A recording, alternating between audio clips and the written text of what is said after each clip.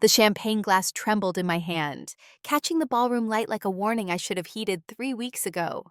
200 faces turned toward the projection screen, where Cassandra Hartford had just reduced my life to a punchline. And somewhere beneath the polite laughter and manufactured sympathy, my encrypted earpiece crackled with words that would change everything. The voice belonged to Captain Coleman, though in this room full of strangers who thought they knew me, no one could have guessed that the soft-spoken woman in the Cole's dress carried military-grade communications embedded in her pearl earrings. Coleman's message cut through the ambient noise of reunion chatter and clinking silverware with surgical precision. Unauthorized satellite uplink detected. Traced to this location. Data breach in progress. I had perhaps 90 seconds to choose between the identity I'd maintained for 13 years and the one that might still save lives. Cassie's voice echoed across the Broadmoor Hotel ballroom, honeyed and toxic in equal measure. Beth Winters, everyone! Remember her? Valedictorian, voted most likely to change the world. She became a high school counselor. Sometimes life just doesn't work out the way we plan. The camera crew she'd hired for her show captured every angle, streaming this moment to 50,000 viewers who would consume my supposed failure like entertainment. What none of them knew, what Cassie couldn't have imagined in her most ambitious fever dream, was that the woman she'd chosen to humiliate had spent the past decade tracking the conspiracy that murdered her husband. The irony wasn't lost on me. She thought she was documenting my defeat. She was actually broadcasting her boyfriend's espionage operation to the very intelligence networks tasked with stopping him. My daughter Rachel stood near the ballroom's side exit, her face cycling through shades of mortification I recognized from her teenage years. She'd driven down from Denver specifically to support me through this reunion, convinced her mother needed protection from the mean girls who'd made high school miserable. What Rachel didn't know, what I'd spent her entire adult life concealing, was that I didn't need protection from Cassandra Hartford. I needed Cassie to keep talking, keep filming, keep providing the perfect cover, while military intelligence tracked the encrypted transmissions piggybacking on her broadcast equipment. Every second she spent mocking me was another second Coleman's team had to trace the data packets flowing from this hotel to servers in Moscow and Beijing. The slideshow continued its methodical destruction. Marcus Chen, then a math nerd, now CTO of a tech startup sold for $200 million. Jennifer Walsh, drama club president, now a Broadway producer. Each success story prompted applause, photos of mansions and yachts and book deals flickering past like accusations. Then my photo filled the screen, a split image of past and present that Cassie had clearly staged for maximum impact. On the left, 17-year-old Beth Sullivan in her Air Force Academy acceptance ceremony, dress blues crisp, eyes full of certainty. On the right, a candid shot taken without my knowledge or consent, showing me in my garage home office, gray hair unstyled, paint-stained jeans, surrounded by the carefully cultivated appearance of modest defeat. Cassie's narration dripped with practiced sympathy. Beth had such potential. Air Force Academy, top of her class. We all thought she'd be a general someday. But her husband died in a training accident 12 years ago, and she just couldn't recover. She left the military, took a counseling job at Palmer High. We have to admire people who find peace in smaller dreams. The condescension landed exactly as she'd intended. Several classmates shifted uncomfortably. A few nodded with that particular brand of pity reserved for those who've supposedly given up. Marcus Chen, seated 3 tables away, raised his glass in what might have been sympathy or mockery. I filed the gesture away. Another data point in a pattern I was only beginning to recognize. Coleman's voice returned, more urgent now. General Winters, we've confirmed the source. Server room, 3rd floor, East Wing. Subject is Robert Kellerman. He's transmitting UAV satellite codes through Hartford's broadcast equipment. The words crystallized every suspicion I'd harbored for 7 years. Robert Kellerman, defense contractor, Cassie's boyfriend, the man whose company had serviced my husband's aircraft the week before it went down. Jimmy had died over Nevada desert, his F-22 Raptor disintegrating mid-flight in what investigators ruled mechanical failure. But Jimmy had been too good a pilot, too careful with pre-flight checks, too suspicious of the contract maintenance crews Kellerman's company had recently assigned to his squadron. 3 days before his final mission, Jimmy had encrypted a file and sent it to my personal server with a single message. If something happens to me, you'll know where to look. I'd spent 13 years looking. Tonight, I'd found him. The walk to the ballroom exit required a specific kind of discipline. Not too fast, which would signal awareness. Not too slow, which might give Kellerman time to abort his transmission. I touched Rachel's elbow as I passed, keeping my voice low and steady. I need some air. Stay here. She read concern in my expression, but not the truth beneath it, nodding as I continued toward the double doors. Behind me, Cassie had moved on to the next slide. Someone else's triumph or mediocrity. Her show rolling forward with the momentum of her own self-regard. The doors closed on her voice, muting it to background noise as I stepped into the hotel corridor, where the real work of my life had always existed, away from audiences and explanation. Coleman materialized from a service hallway, civilian clothes but military bearing, impossible to disguise, for anyone trained to recognize it. 2 agents flanked him, their earpieces visible now that we'd moved beyond the civilian space where such things would raise questions. "The building's in lockdown," he said without preamble. "We've got Kellerman contained in the server room. He's got a laptop, external drives, and approximately 4 minutes of satellite access remaining before the window closes. If he completes the transmission, we lose operational security on 3 reconnaissance platforms and 24 classified UAV programs." The math was simple and devastating. 4 minutes to decide whether exposing my identity was worth preventing an intelligence catastrophe that would take a decade to repair. My mind raced through scenarios, calculating probabilities and consequences with the training that had shaped 3 decades of service. If I intervened directly, my cover dissolved. Rachel would learn that her mother wasn't a retired school counselor, but a 2-star general who'd spent the last 12 years prosecuting an investigation in deep cover. The relationships I'd built, the trust I'd cultivated, the careful fiction of my ordinary life would shatter. But if I didn't intervene, if I prioritized my secret over national security, men and women serving in combat zones would operate with compromised intelligence. Pilots like Jimmy would fly missions with enemies who could track their every movement. The choice wasn't really a choice at all. 3 agents, full tactical gear, are staged at the service elevator, Coleman continued. "On your word, we breach the server room and apprehend Kellerman. But ma'am, he knows about the reunion. He chose this location specifically because his girlfriend's broadcast provided cover. If we move now during her live stream, there's no way to keep your involvement quiet. The cameras will catch everything. She'll broadcast your identity to 50,000 viewers before we can shut it down." The irony circled back, tighter this time. Cassie had invited me here to document my failure. Instead, she was about to reveal my success in the most public way imaginable. "Do it," I said.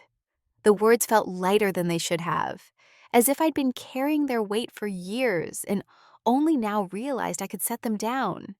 Coleman didn't question, didn't ask if I was certain. He simply nodded and spoke into his radio. 3 words that would end one life and return me to another. Execute the breach. The explosion wasn't literal, but the chaos that followed might as well have been.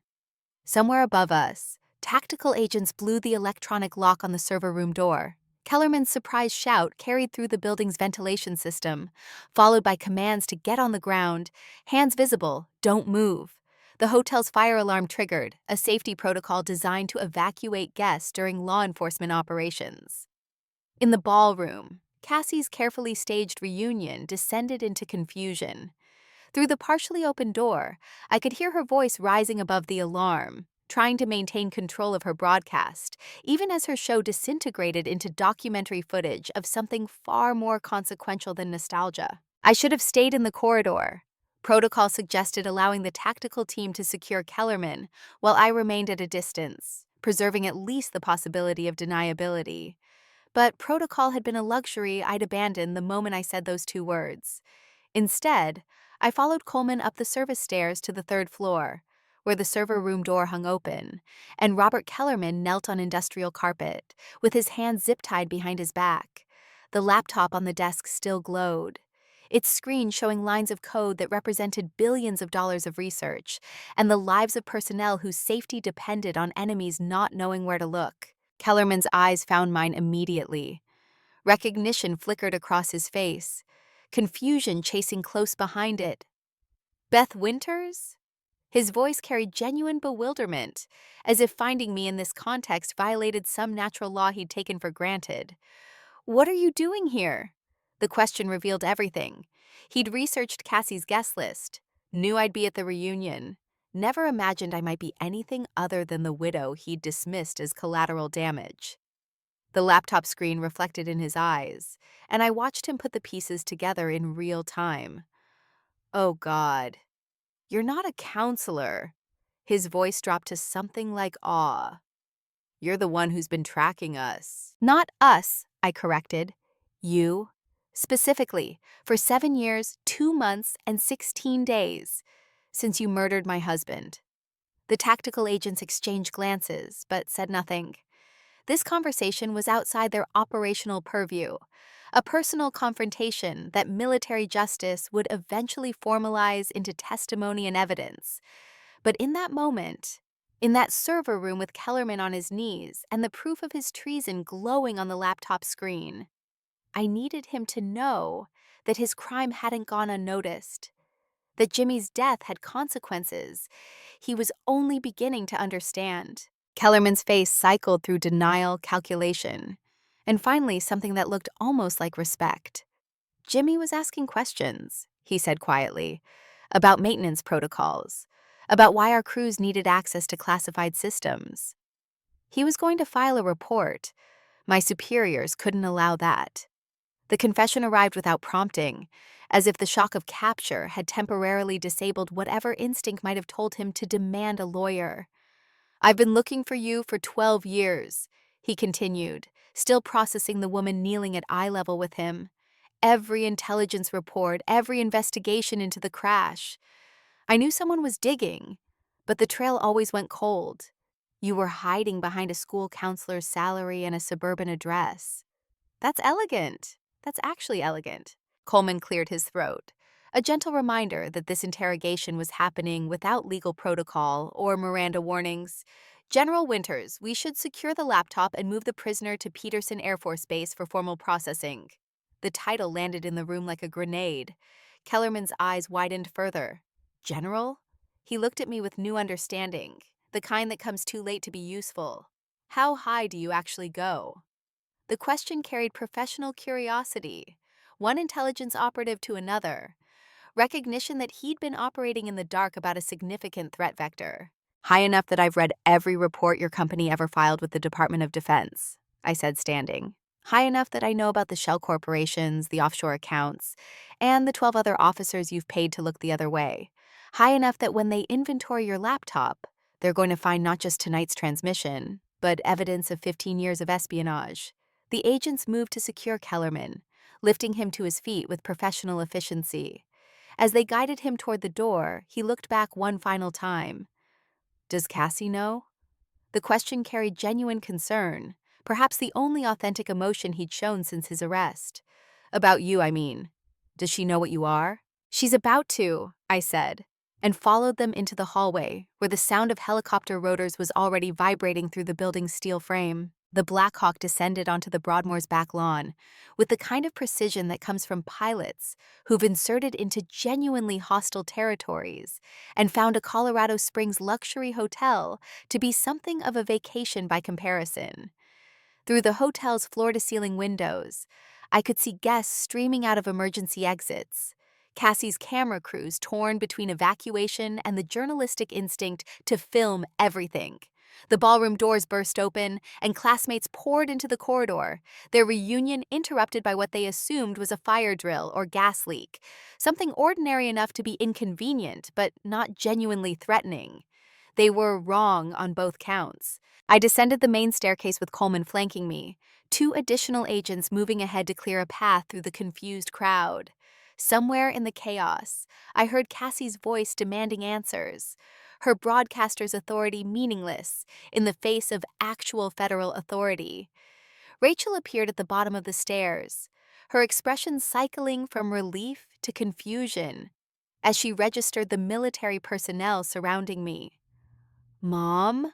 The word barely carried over the fire alarm and helicopter noise. What's happening? Are you okay?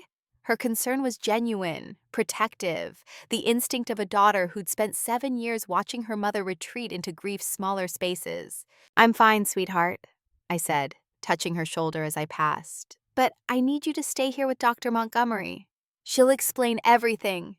Trish materialized beside Rachel as if summoned, her trauma surgeon's composure unshaken by the chaos. She'd known my real identity since the beginning, had been one of the only people outside military intelligence I'd trusted with the truth. Her presence now was both comfort and necessity. I needed Rachel protected, and Trish understood the threats in ways my daughter couldn't yet comprehend. The ballroom door stood open now, and I could see directly into the space where minutes ago I'd been the subject of public mockery. Cassie stood near the stage, microphone still in hand, camera trained on her face as she tried to salvage her broadcast. We're experiencing some kind of security situation, she said into the camera, her voice carrying that particular pitch of forced calm that betrayed deeper panic. Local authorities have arrived, and we're being asked to evacuate. We'll continue this broadcast as soon as we have more information. Her eyes found me across the room, and I watched comprehension dawn in stages. The military presence, the agents flanking me, the change in my bearing from endured target to operational command. The senior tactical agent stepped forward, his voice cutting through the ambient noise with parade ground authority. Cassandra Hartford? She nodded, confusion and concern warring across her carefully maintained features. Your broadcast equipment has been used to transmit classified military data to foreign intelligence services. The FBI will need to interview you regarding your relationship with Robert Kellerman and your knowledge of his activities. This is not an arrest, but will need you to remain available for questioning. The legal phrasing was precise, carefully calibrated to avoid the mistakes that might let defense attorneys exclude evidence later. But the effect was immediate. Cassie's microphone slipped from her fingers, feedback shrieking through the ballroom speakers before someone killed the sound system. Robert? Her voice came out smaller than I'd ever heard it. What did Robert do? The question carried genuine ignorance, and despite everything, I almost felt sorry for her. Cassie had spent 40 years building herself into someone who mattered, someone whose opinion carried weight, whose show drew audiences and sponsors. She'd invited me to this reunion to document the distance between her success and my supposed failure. Instead, she'd provided the technical infrastructure for an espionage operation that would end her career and possibly her freedom. The distance between us had never been wider, but not in the direction she'd imagined. I continued toward the exit, leaving Cassie to the FBI agents who were already moving to secure her broadcast equipment. The helicopter waited beyond the glass doors, its rotors creating a circle of whipped air that pushed back the crowd of classmates and hotel staff. The pilot saw me approaching and gave a slight nod. Recognition between professionals who understood that some operations required immediate extraction. I'd ridden in Black Hawks over Afghanistan, Pakistan, and a dozen other places whose names remained classified. Climbing aboard one in Colorado Springs felt surreal, a collision of the life I'd hidden and the life I'd always lived. The senior agent appeared at my elbow, his voice nearly lost in the rotor wash. Ma'am, Pentagon is requesting your presence for immediate debrief.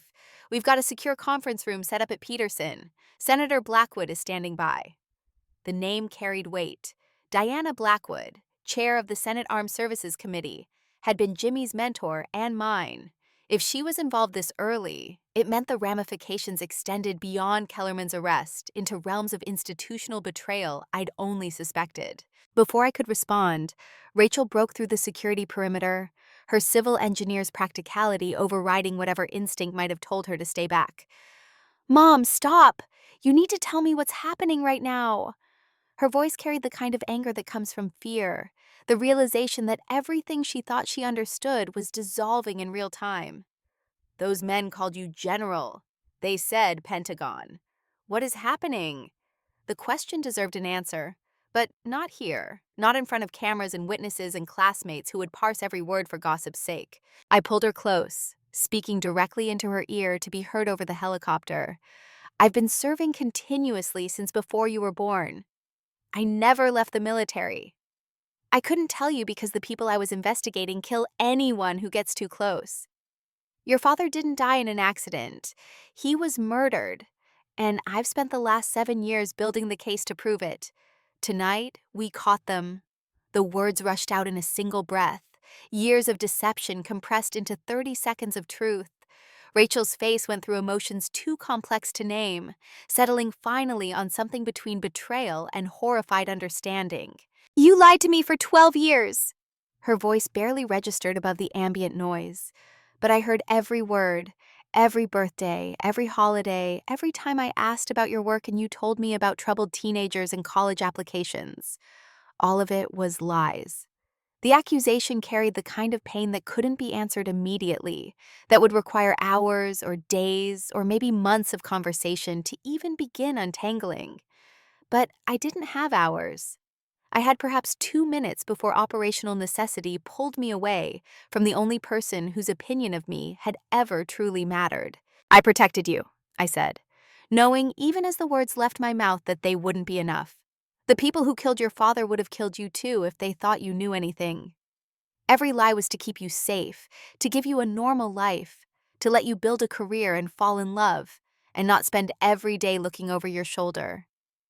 Rachel's eyes filled with tears that she refused to let fall, her engineer's need for structural integrity extending even to this moment. You're leaving again! It wasn't a question. You're getting on that helicopter and disappearing into whatever classified world you actually live in. And I'm supposed to just stand here and accept that my entire childhood was a cover story. Dr. Montgomery's hand settled on Rachel's shoulder, her presence a reminder that some truths could be delivered by proxy. Your mother is one of the most decorated intelligence officers in the Air Force, Trish said quietly. She spent the last decade preventing attacks, protecting personnel, and hunting the people responsible for killing your father.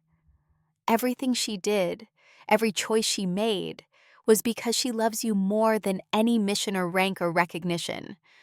The words came from someone Rachel trusted, someone whose medical degree and trauma surgery credentials carried weight that my sudden military authority couldn't match. But trust, once fractured, doesn't repair with references. The tactical agent's radio crackled, someone at Peterson pushing for my arrival time. General Winters, we need to move. The helicopter can't hold position much longer without drawing more attention. He was right, of course.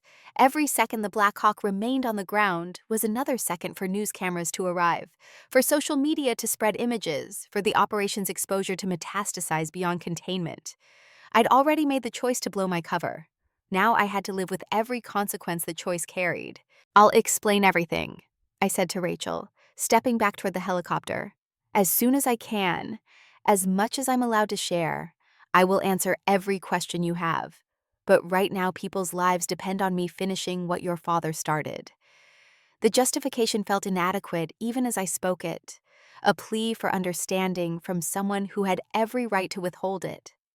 Rachel's face hardened into an expression I recognized from mirrors, the look of someone choosing duty over comfort, necessity over preference.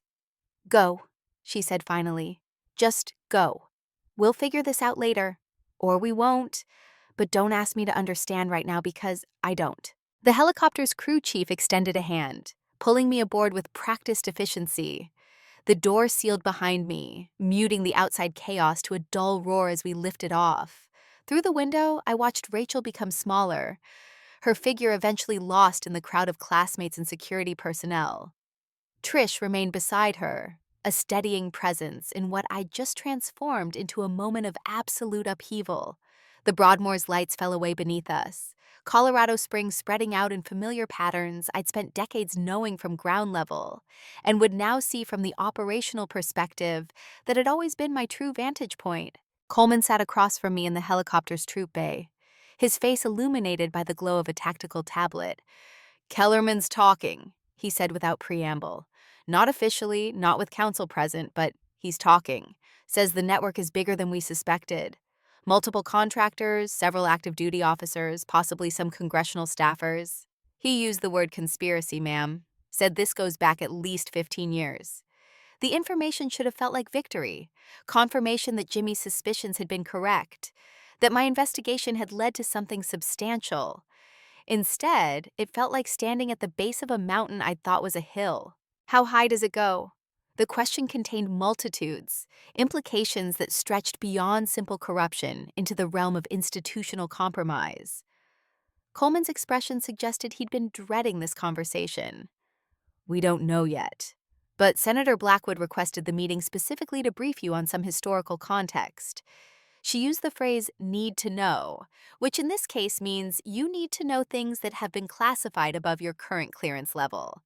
The helicopter banked over Peterson Air Force Base, its lights marking the boundary between civilian life and the military world I'd never actually left. The landing was smooth, professional, the kind of arrival that didn't warrant comment from the ground crews who'd seen thousands of similar touchdowns. I stepped onto the tarmac and felt the decade of deception fall away, like a coat that had never quite fit. The uniform I'd worn in secret became visible, metaphorically, if not yet literally. Around me, personnel saluted with the crispness of those who checked my identification against personnel files and found my rank authenticated. Major General Elizabeth Winters, reporting as requested, I said to the base commander who'd come to meet the helicopter.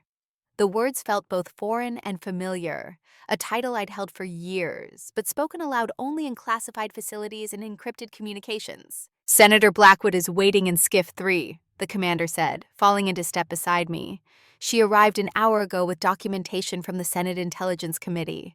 The security sweep took 40 minutes. Whatever she's brought you, it's sensitive enough to require isolation protocols. We walked through corridors I'd last traversed in uniform 12 years ago, when Jimmy's funeral had brought me to this same base, and I'd made the decision to continue his work from the shadows.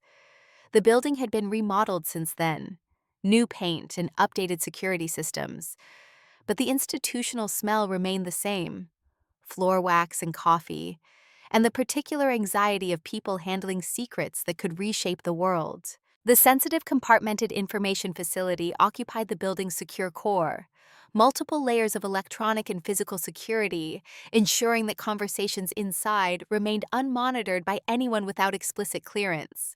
Blackwood stood when I entered, her 70 years evident in silver hair, but nowhere visible in her bearing.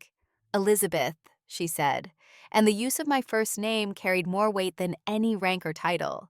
I've read the reports from tonight's operation. Outstanding work. Kellerman's arrest will prevent significant intelligence compromise and potentially save lives. But I need to brief you on information that's going to change your understanding of your husband's death. I'd prepared for this conversation in 1,000 different ways over 7 years. Imagined revelations and confirmations and the particular satisfaction of learning that my instincts had been correct.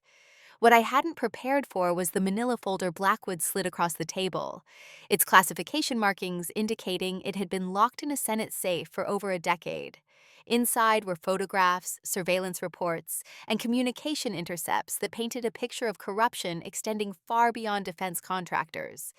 The names jumped out at me in order of ascending horror: colonels who'd retired wealthy, generals who'd left service for lucrative board positions, and finally, impossibly, a name that made my hands go numb: General Susan Winters, my sister, listed as a recipient of payments from Kellerman Defense Systems totaling $2 million between 2010 and 2012.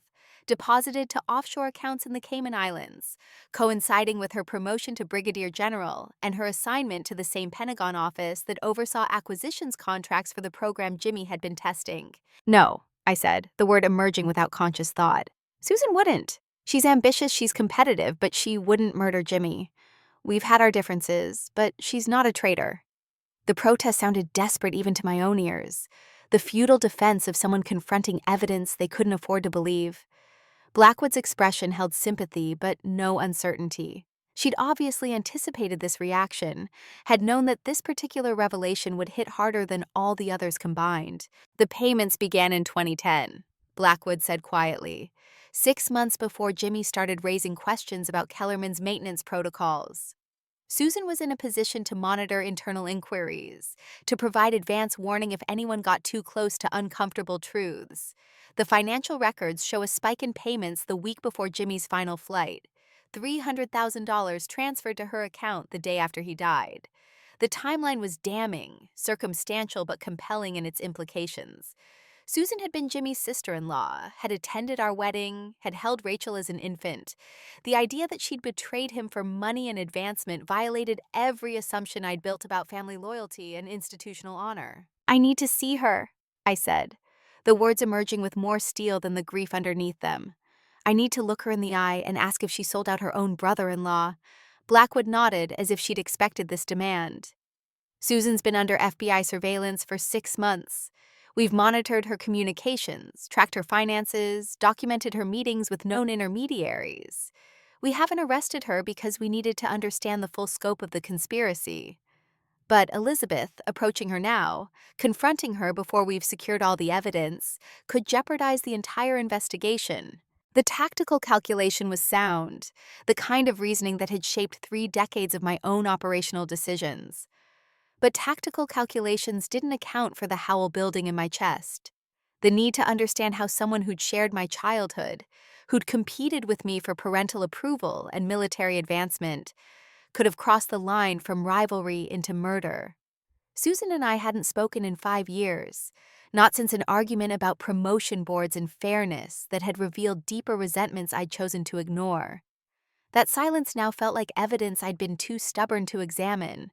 Clues I dismissed because looking at them would have required confronting uncomfortable possibilities. "Set up the meeting," I said. "Somewhere public, somewhere she'll feel safe enough to talk. I'll wear a recording device. If she confirms her involvement, you'll have evidence that doesn't rely solely on financial forensics." Blackwood studied me for a long moment, weighing operational security against the personal stakes I just articulated. Finally, she nodded. "I'll make the arrangements. Pentagon Officers Club 2 days from now. But Elizabeth, if she realizes you're investigating her, if she goes underground or destroys evidence, we may never prove the full extent of her involvement." "Then I'll have to be convincing," I said, standing. The meeting adjourned with handshakes and security protocols, the folder returning to Blackwood's briefcase for transport back to her Senate safe. I walked out of the skiff feeling lighter and heavier simultaneously. The weight of deception lifted, but replaced by the massive truths I hadn't wanted to discover. Coleman waited in the corridor outside, his expression carefully neutral. "General, your daughter called the base switchboard. She's asking if you're still here. Do you want me to arrange a call?" The question carried more complexity than its simple phrasing suggested. Rachel had watched me board a military helicopter and disappear into operational necessity. Calling her back meant engaging with her anger and confusion, navigating the emotional wreckage of revelations I'd hoped to delay until I could provide context and explanation. Not calling meant prioritizing mission over family, the same calculation that had shaped 12 years of strategic deception. Either choice carried consequences I'd spend years managing. "Patch her through to the secure line in conference room B," I said.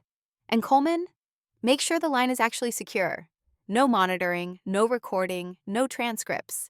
Whatever my daughter and I say to each other tonight stays between us."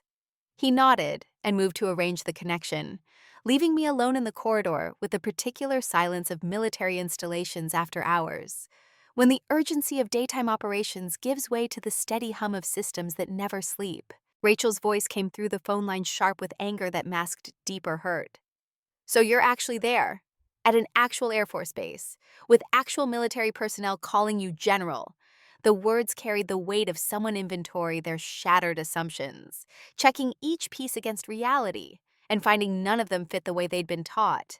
I wanted to think maybe I'd hallucinated the whole thing, that you'd be home when I got there and this would all be some weird stress dream. "But you're not coming home, are you? Not tonight. Maybe not ever, to the home I thought we had." "I'm exactly who I've always been," I said, knowing the claim was both true and hopelessly inadequate. "The work I do, the uniform I wear, those are details. The important parts, the parts that make me your mother, those never changed. I've always loved you more than any mission or rank. That never wavered, not once in 12 years. The explanation emerged more philosophical than practical, an attempt to separate essence from circumstance that probably sounded like excuse making to someone cataloging betrayals. "You let me think you'd given up," Rachel said, and now her voice carried less anger than something closer to grief. "After Dad died, I watched you get smaller and quieter, and I thought you were broken.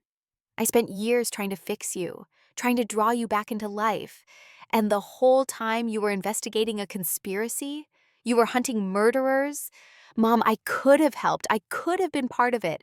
Instead, you let me believe you needed saving when actually you were the one doing the saving." The accusation hit harder than expected, revealing an angle I hadn't fully considered.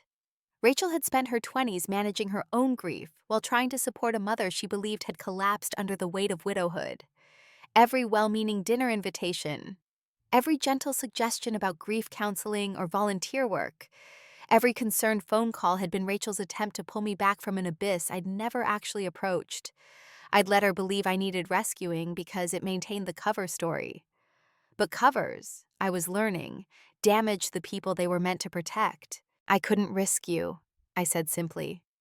"The people who killed your father eliminate anyone who threatens their operations. If they'd known you were aware of my investigation, they would have targeted you to get to me. Every lie, every deflection, every time I let you think I was smaller than I am, it was to keep you safe from people who consider murder acceptable overhead." The justification had sustained me through a decade of deception, but speaking it aloud revealed its essential insufficiency. Safety purchased through systematic dishonesty still damaged the relationship it was meant to preserve. The line crackled with interference, or maybe just the weight of Rachel's silence processing implications. Finally, "I need time. I don't know how much time, but I need space to figure out who my mother actually is and whether I can trust her. You say you did this for me, to protect me, but you also did it to you. Because you couldn't let go of Dad's death, couldn't accept that sometimes bad things just happen. You chose investigation over healing, and you let me think the choice went the other way." The assessment was uncomfortably accurate. A daughter's insight cutting through rationalizations I'd offered myself for years. Jimmy's death had broken something in me, and rather than repair it, I'd weaponized the damage into operational focus. Rachel had watched me grieve and assumed I'd chosen retreat. The truth was messier. I'd chosen pursuit, but disguised it as surrender, let my daughter believe I was lost when actually I'd simply found a different path. "Take the time you need," I said, "because what else could I offer? When you're ready to talk, I'll answer every question I'm legally permitted to answer. But Rachel, whatever you decide about our relationship going forward, know that every choice I made came from love. Imperfect, sometimes misguided, often complicated love, but love nonetheless." The line went dead without response, leaving me with the dial tone and the echo of words that couldn't undo years of accumulated deception. The drive back to Colorado Springs took 40 minutes, Coleman insisting on armed escort despite my protest that the immediate threat had been contained. We rode in silence through darkness broken occasionally by highway lights, leaving the military installation behind for the civilian world, where my carefully constructed fiction had just been demolished. The house waited exactly as I'd left it, suburban and unremarkable. The kind of place that blended into neighborhoods full of teachers and accountants and people whose work didn't require classified facilities or encrypted communications. Except the basement. I descended the stairs and unlocked the door that Rachel had always believed led to storage and utility systems. Behind it lay the command center I'd operated for 12 years. Walls lined with monitors showing intelligence feeds, secure communications equipment, and filing cabinets containing evidence I'd accumulated against Kellerman and his network.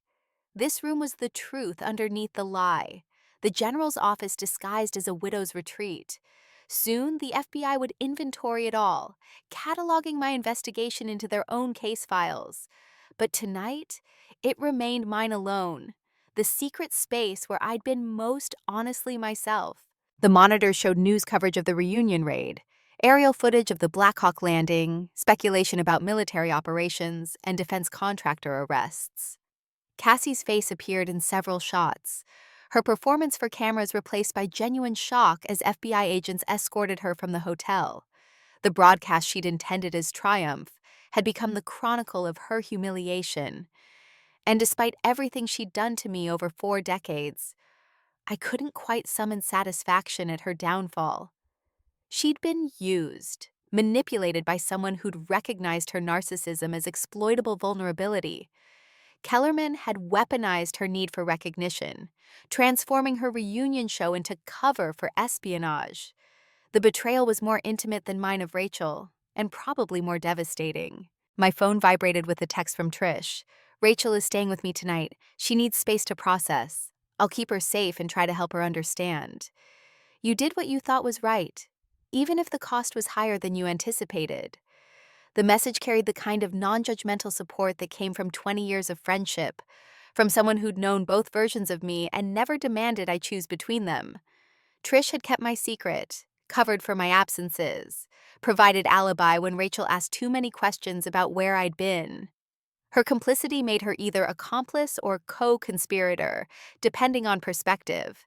I'd spent 13 years imagining this moment, the reveal of my true identity, and the investigation it would vindicate. In those imaginings, Rachel had always understood immediately, had been proud rather than betrayed, had recognized the necessity of my choices, and forgiven the deceptions they'd required. Reality, as always, proved more complicated than fantasy. My daughter was spending the night at her former pediatrician's house because she couldn't bear to be under the same roof as me. My sister was apparently a murderer, and the woman who'd spent 40 years treating me as a cautionary tale had just become one herself. The laptop on my desk still showed the tracking program I'd been running on Kellerman's known associates, a web of connections that now would be investigated by people with proper jurisdictional authority. My role as independent investigator had ended the moment I'd authorized the raid. Everything I'd built in this basement would be absorbed into official channels, my insights credited or dismissed according to bureaucratic logic I no longer controlled. The work would continue, but not with me at its center. That particular chapter had closed the moment I'd climbed aboard the helicopter. Upstairs, the house echoed with the particular emptiness of spaces meant to contain more people than currently occupied them. Rachel's bedroom stood unchanged from her last visit. Photographs of her college graduation and engineering projects decorating surfaces I'd dusted weekly out of habit rather than necessity. Jimmy's study remained similarly frozen, his books and photographs preserved in amber, as if he might walk through the door and resume the life Kellerman's conspiracy had stolen. I'd built a museum to my own grief, carefully curated exhibits of the people I'd loved and the futures they'd been denied. The classified documents Blackwood had shown me were locked in her Senate safe, but their contents remained burned into memory. Susan's name on transfer receipts, dates correlating with Jimmy's investigation, the timing of payments suggesting foreknowledge of events that should have been unpredictable, evidence accumulating toward a conclusion I didn't want to reach but couldn't honestly avoid. My sister had sold information that led to my husband's death. The words resisted thinking, remained foreign even as their truth became unavoidable. Sleep came eventually, fitful and broken by dreams that mixed past and present. Jimmy alive and flying, Rachel young and trusting, Susan laughing at some childhood competition that hadn't yet metastasized into fatal rivalry. The alarm pulled me from fragmented rest into morning light, another day beginning in the exposed life I'd chosen by authorizing the raid. The news cycles had moved on to analysis and speculation, experts weighing in on defense contractor corruption and military intelligence security. My face appeared occasionally in file footage, formal portraits from promotion ceremonies I'd attended in dress blues before retreating into cover identities. The woman in those photographs looked younger, but somehow more authentic than the civilian persona I'd maintained for a decade. Coleman called it 0600, with updates delivered in the efficient shorthand of military briefings. Kellerman's arraignment was scheduled for Monday. Federal court in Denver. Maximum security protocols. The laptop analysis had revealed connections to 3 additional contractors, 2 serving generals, and someone in the State Department whose identity remained temporarily classified. The conspiracy diagram was growing larger by the hour, its implications extending beyond military justice into realms of political scandal and institutional compromise. Senator Blackwood had scheduled a closed Armed Services Committee hearing for next week. My testimony required, but not yet prepared. And General, Coleman added, his tone shifting to something more personal. Your sister's attorney has been in contact. She wants to meet you before we proceed with formal charges. Says she has information relevant to your husband's death that she'll only share face to face. It could be a trap, an attempt to gauge what we know and prepare her defense accordingly. But it's also possible she's ready to come in, to provide testimony in exchange for reduced charges. The decision is yours, ma'am. Do we set up the meeting? The question hung between us. Tactical calculation meeting personal necessity. Susan had information about Jimmy's death. She wanted to meet. Whether that meeting would produce confession or confrontation remained uncertain, but either outcome advanced an investigation that had consumed 13 years of my life. Set it up, I said. Tomorrow, Pentagon Officers Club, noon. I'll wear recording equipment and have backup staged outside. If she wants to talk, I'll listen. And if she wants to threaten or negotiate, we'll have everything documented for the prosecutors. The call ended with confirmations and security arrangements. Another operational briefing that would have sounded routine to anyone unfamiliar with the personal stakes embedded in its details. I was arranging to meet my sister for the first time in 5 years, to ask if she'd helped murder my husband, to record her answer for federal prosecutors. The absurdity of the situation might have been funny in different circumstances, dark humor about family dysfunction reaching spectacular extremes, but humor required distance I couldn't achieve. This was simply what remained after decades of competing for recognition had curdled into something unrecognizable. Rachel didn't call, and I didn't expect her to. The wound was too fresh, the betrayal too recent. She needed time to reconstruct her understanding of the world, to figure out whether the mother she'd known could coexist with the general she'd discovered. That process couldn't be rushed or managed, could only be endured from both sides of the newly revealed distance. I'd spent 12 years protecting her from truth. Now she needed protection from me, from the magnitude of revelations that had rewritten her entire history in a single night. The day passed in the strange limbo of operational waiting, time measured by phone calls and document reviews and preparations for meetings that would determine the trajectory of investigations larger than any individual participant. I drafted testimony outlines, reviewed classified files, and tried not to calculate the probability that my sister was a murderer. The evidence suggested guilt, but evidence remained circumstantial until confirmed by confession or additional corroboration. Tomorrow's meeting would either provide that confirmation or reveal angles I hadn't yet considered. Either way, it represented forward motion in a case that had consumed more than a decade of covert investigation. Evening brought another call from Trish, her voice carrying the measured calm of someone who'd spent the day managing emotional crisis. Rachel's still processing, she said without preamble. She's angry and hurt and confused, and all of that is valid. But underneath it, I think she's also proud. She spent the day reading news coverage, watching clips of your career, understanding what you've actually been doing all these years. That pride is buried under a lot of hurt right now, but it's there. Give her time, Beth. She'll come around. Or maybe she won't. But either way, you did what you believed was right. That has to be enough. The reassurance was kindly meant but ultimately insufficient. Doing what I believed was right had preserved national security and advanced justice. It had also cost me my daughter's trust, and possibly our relationship. The calculus wasn't as simple as Trish suggested, wasn't reducible to good intentions producing acceptable outcomes. Some choices carried consequences that couldn't be justified retroactively, that simply had to be lived with regardless of their necessity. The house settled into nighttime quiet. Ordinary sounds of plumbing and foundation, amplified by the absence of human noise. In the basement command center, monitors cycled through news feeds and intelligence updates, the world continuing its rotation, indifferent to personal dramas. Kellerman remained in custody. Susan awaited our meeting. Rachel processed betrayals at Trish's house, and I sat alone in the space between identities. Neither the counselor I'd pretended to be, nor quite yet the general I'd finally revealed, suspended in transition's uncomfortable ambiguity. Tomorrow would bring confrontation with my sister, and whatever truths or lies she chose to offer.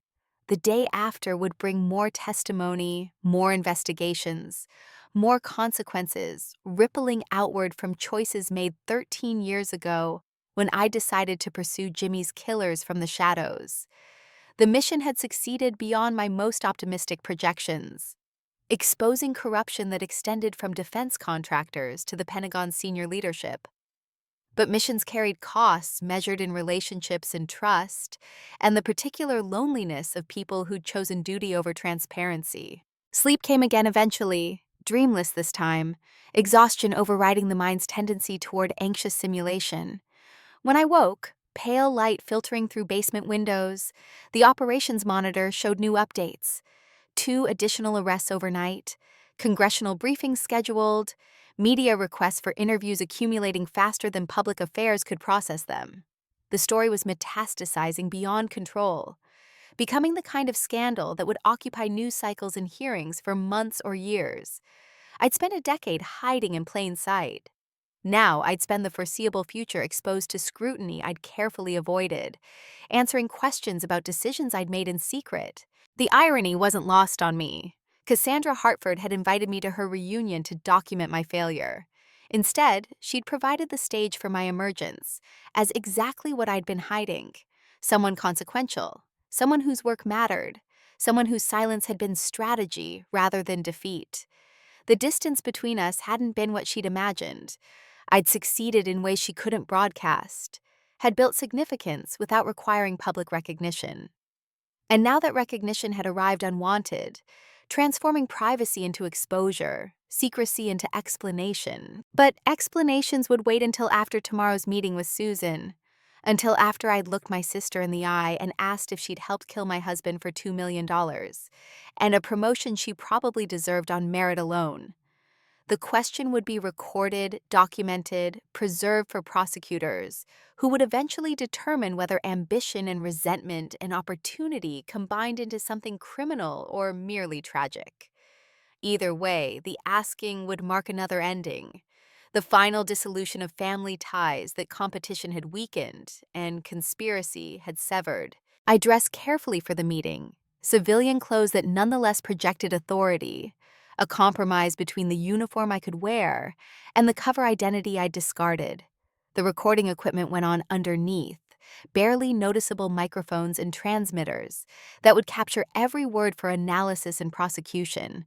Coleman's team would monitor from vehicles staged around the Pentagon Officers Club, ready to intervene if the meeting turned threatening or if Susan attempted to flee. Every precaution had been taken, every contingency planned. All that remained was executing the confrontation I'd been avoiding for 5 years, asking questions whose answers I didn't want to know. The drive to Arlington took 2 hours, traffic thickening as I approached Washington's orbital sprawl, the Officers Club occupied building with history stretching back through decades of military tradition, its dining rooms full of photographs showing generals and admirals whose decisions had shaped campaigns and conflicts. Jimmy had eaten here occasionally, formal dinners with squadron mates, celebrations of promotions and achievements. Susan had probably eaten here too, working the room with the political skill that had always been her strongest asset. Now those same rooms would host our confrontation, walls bearing witness to questions about murder and betrayal. Susan arrived exactly on time, her brigadier general's uniform pressed to parade standard, ribbons arrayed in correct precedence. She'd aged since our last meeting, lines deepening around eyes that matched mine in color, but not expression. We'd shared DNA and childhood, and the same fierce determination to succeed in military environments hostile to women who wouldn't soften themselves for male comfort. That shared history made the distance between us more painful. Recognition that parallel paths could diverge into destinations neither of us had intended. She slid into the booth across from me, her movements precise and controlled. "Beth," she said, no warmth in the greeting, but no obvious hostility either. "I assume you're recording this conversation." I nodded, seeing no point in deception when we'd both been trained in surveillance techniques. "Good," she continued. "Then let me say clearly for your prosecutors. I took money from Kellerman Defense Systems. I provided information about internal reviews and investigation protocols. And when Jimmy started asking questions that threatened to expose the entire network, I told Kellerman that something needed to be done. The confession arrived faster than expected, delivered with clinical detachment that somehow made it more chilling than emotional breakdown would have been. "You killed him," I said, needing to hear the acknowledgement explicit and undeniable. "Your own brother-in-law, Rachel's father. You helped murder him." Susan's expression didn't change, remained fixed in the careful neutrality of someone who'd made peace with choices that would horrify others. "I provided information," she corrected. "Kellerman's people did the actual sabotage." But yes, I knew what would happen. I knew Jimmy's plane would fail, and he would die. And I accepted $2 million in exchange for my silence.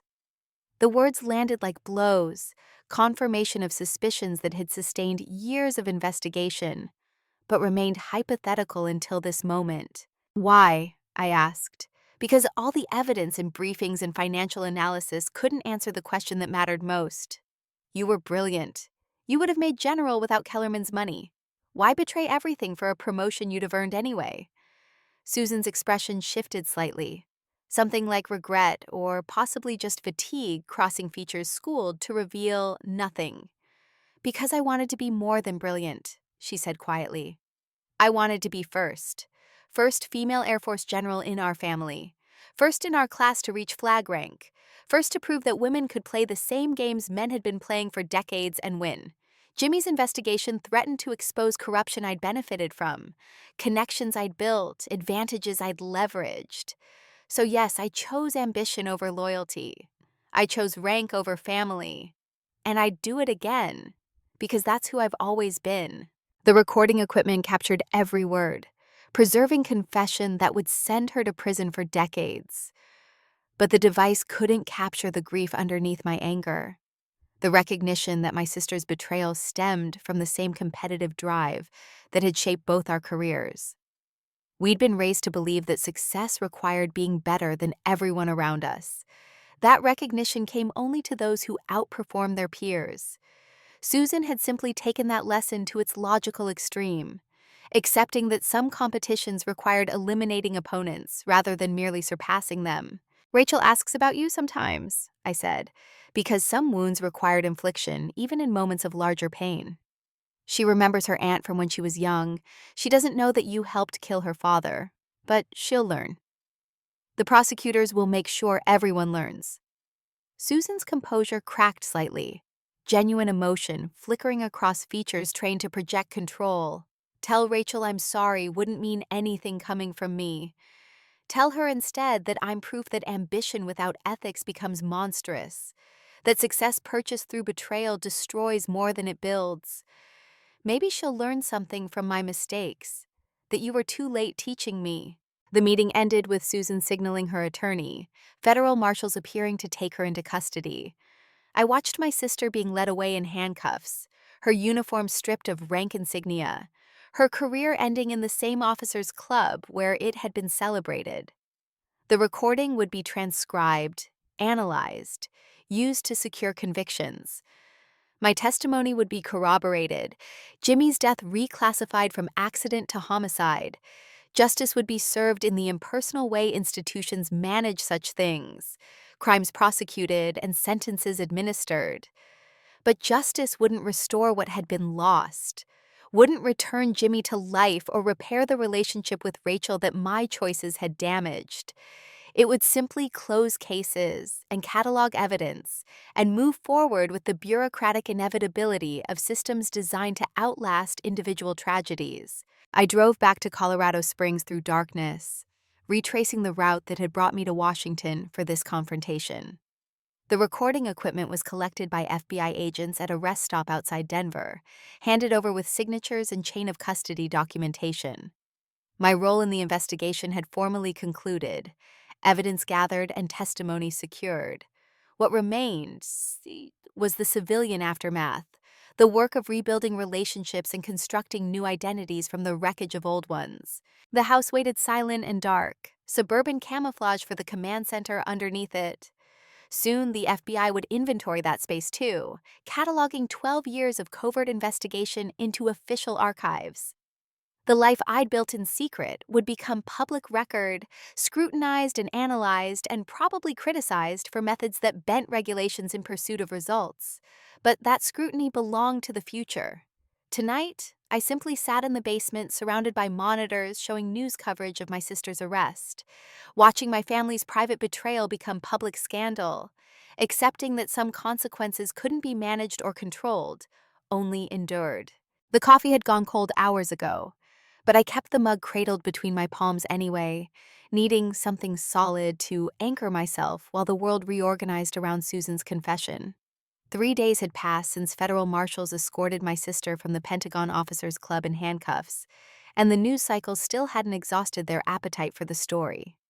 Military corruption scandals typically burn through public attention in a week, replaced by whatever fresh outrage the 24-hour networks could monetize. This one had staying power, the kind that came from betrayals dramatic enough to feel personal even to strangers. Rachel's silence stretched longer than the physical distance between Colorado Springs and Denver. Trish provided daily updates, careful reports about my daughter's emotional state delivered in the clinical language she'd perfected during 30 years of trauma surgery. Rachel was processing. Rachel needed space. Rachel had questions she wasn't ready to ask yet. The euphemisms were kindly meant, but they couldn't disguise the essential truth. My daughter was deciding whether our relationship could survive the accumulated weight of revelations that had demolished every assumption she'd built about her family. The FBI had taken possession of my basement command center, inventorying 12 years of covert investigation with the methodical efficiency of people accustomed to cataloging evidence. 2 agents spent 16 hours photographing files, imaging hard drives, and boxing documents that would eventually be entered into federal court records. They'd been polite about the intrusion, apologetic even, but necessity overrode courtesy. Everything I'd gathered in secret would now be scrutinized in public, my methods examined for the kind of technical violations that defense attorneys love to exploit. The warrant was comprehensive and unavoidable, but watching strangers dismantle the workspace where I'd spent thousands of hours tracking Jimmy's killers felt like a second violation layered on top of Susan's original betrayal. Coleman called it 0600 on the fourth morning, his voice carrying the particular tension that preceded complicated news. General Winters, Kellerman's attorney, has filed a proffer. He's offering detailed testimony about the entire network in exchange for reduced sentencing. The judge is inclined to accept, which means we'll have names, dates, and documentation for prosecutions that could take years to complete. But ma'am, the preliminary list includes people you know, people from the reunion. The words arrived with careful emphasis, warning me that the conspiracy wasn't limited to faceless contractors and corrupt generals. It extended into Palmer High's class of 1985, into the ballroom where Cassandra Hartford had mocked my supposed failure, while her guests participated in espionage. How many? I asked, already calculating the geometry of betrayal that could hide in plain sight for decades. Coleman's pause suggested he was reviewing documents, cross-referencing names against the guest list that FBI had seized from Cassie's production files. At least 5 confirmed participants at the reunion, plus another 3 who declined invitations, but remain under investigation. Marcus Chen is the most prominent. His company provided encrypted communications infrastructure for military contracts, and he's been embedding backdoors in systems since 2008. Kellerman paid him $40 million over 15 years. The figure landed with the weight of industrial-scale corruption, the kind that required institutional complicity to sustain. Marcus congratulated me, I said, the memory surfacing with new context. After the helicopter landed, after Kellerman was arrested. He shook my hand and said something about integrity. The recollection carried a different valence now. Professional respect between adversaries rather than the simple nostalgia it had seemed. He knew who I was, I continued, working through implications. He knew I was investigating the network, and he came to that reunion anyway. Either he thought he was untouchable, or he was there for operational reasons. Coleman's confirmation came quick. Both, probably. We found communications showing Chen coordinated with Kellerman about using Hartford's broadcast equipment. They chose the Broadmoor specifically because it gave them multiple escape routes and civilian cover. Your presence complicated their plan, but they didn't abort. That suggests either arrogance or strategic necessity. The tactical analysis was sound, but it missed the personal dimension that made the betrayal cut deeper. Marcus and I had shared homeroom sophomore year, had competed for valedictorian, had attended each other's academy send-off parties. We'd been friends in the limited way high achievers befriend their competition, respecting ability while privately measuring ourselves against each other. That history made his decades of treason feel like retroactive contamination, as if the past itself had been compromised by knowledge of what he'd eventually become. Every conversation we'd ever had now required reinterpretation through the lens of his corruption. Innocent moments transformed into something more sinister by hindsight's unforgiving clarity. "Who else from the reunion?" I asked, because knowing the full scope mattered more than protecting myself from additional disappointment. Coleman's answer came in the form of names I'd have preferred not to hear. Classmates whose adult successes I'd viewed with complicated mixtures of envy and respect. Jennifer Walsh, the Broadway producer, had been laundering money through theater productions, converting bribes into investment income that appeared legitimate on financial disclosures. David Torres, pharmaceutical executive, had facilitated illegal drug sales to foreign militaries while simultaneously sitting on Pentagon advisory boards. Sarah Mitchell, federal prosecutor, had been alerting targets to investigations before indictments could be filed. The litany continued, each name another excavation of the foundation I'd thought supported shared history and common experience. "The reunion wasn't random," I said, the pattern finally crystallizing into recognition. "They gathered there deliberately, used Cassie's show as cover for a meeting that would have drawn attention anywhere else. Multiple conspirators in one location, all legitimate reasons to be together, cameras providing alibi documentation. It was elegant, I had to admit. Use someone's vanity and carelessness to create operational security." Coleman's agreement carried grim satisfaction. "That's our assessment. Hartford was a useful fool, never realizing her reunion had been hijacked for purposes she couldn't imagine. The camera crews, the live broadcast, the international streaming, all of it gave them perfect cover to coordinate without triggering surveillance.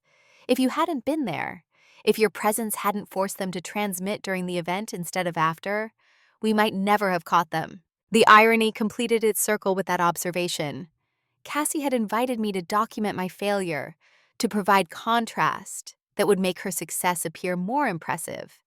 Instead, my presence had disrupted a conspiracy meeting, forcing the participants to act prematurely and exposing them to exactly the kind of scrutiny they'd been avoiding. She'd weaponized her own downfall through sheer narcissistic incompetence, and the collateral damage extended far beyond her career. Every person at that reunion would now be investigated, their finances examined, their communications monitored, their relationships mapped for signs of complicity or knowledge. Some were guilty and would face prosecution. Others were innocent but would spend years proving it, their reputations damaged by association with people they'd mistaken for friends. The call ended with logistics about grand jury testimony and classified briefings, Coleman's efficient manner moving through operational necessities without dwelling on their emotional dimensions. That restraint was professional and appropriate, but it left me alone with implications that extended beyond prosecutions into questions about judgment and trust. I'd spent decades training to detect deception, had built an entire covert career on reading people and situations accurately. Yet, I'd stood in that ballroom surrounded by traitors, had shaken their hands and accepted their congratulations, never suspecting that their presence represented something more calculated than nostalgia. The failure of perception stung worse than Cassie's public mockery. A professional shortcoming that raised uncomfortable questions about what else I might have missed. The newspaper arrived with morning light, its front page dominated by the story that had consumed 4 days of news cycles. The headline spoke in the dramatic language journalism reserved for scandals involving powerful people and serious crimes. Air Force General arrests sister in espionage ring. Beneath it, split photos showed Susan in dress blues receiving her first star, and Susan in civilian clothes being led from the Pentagon in handcuffs.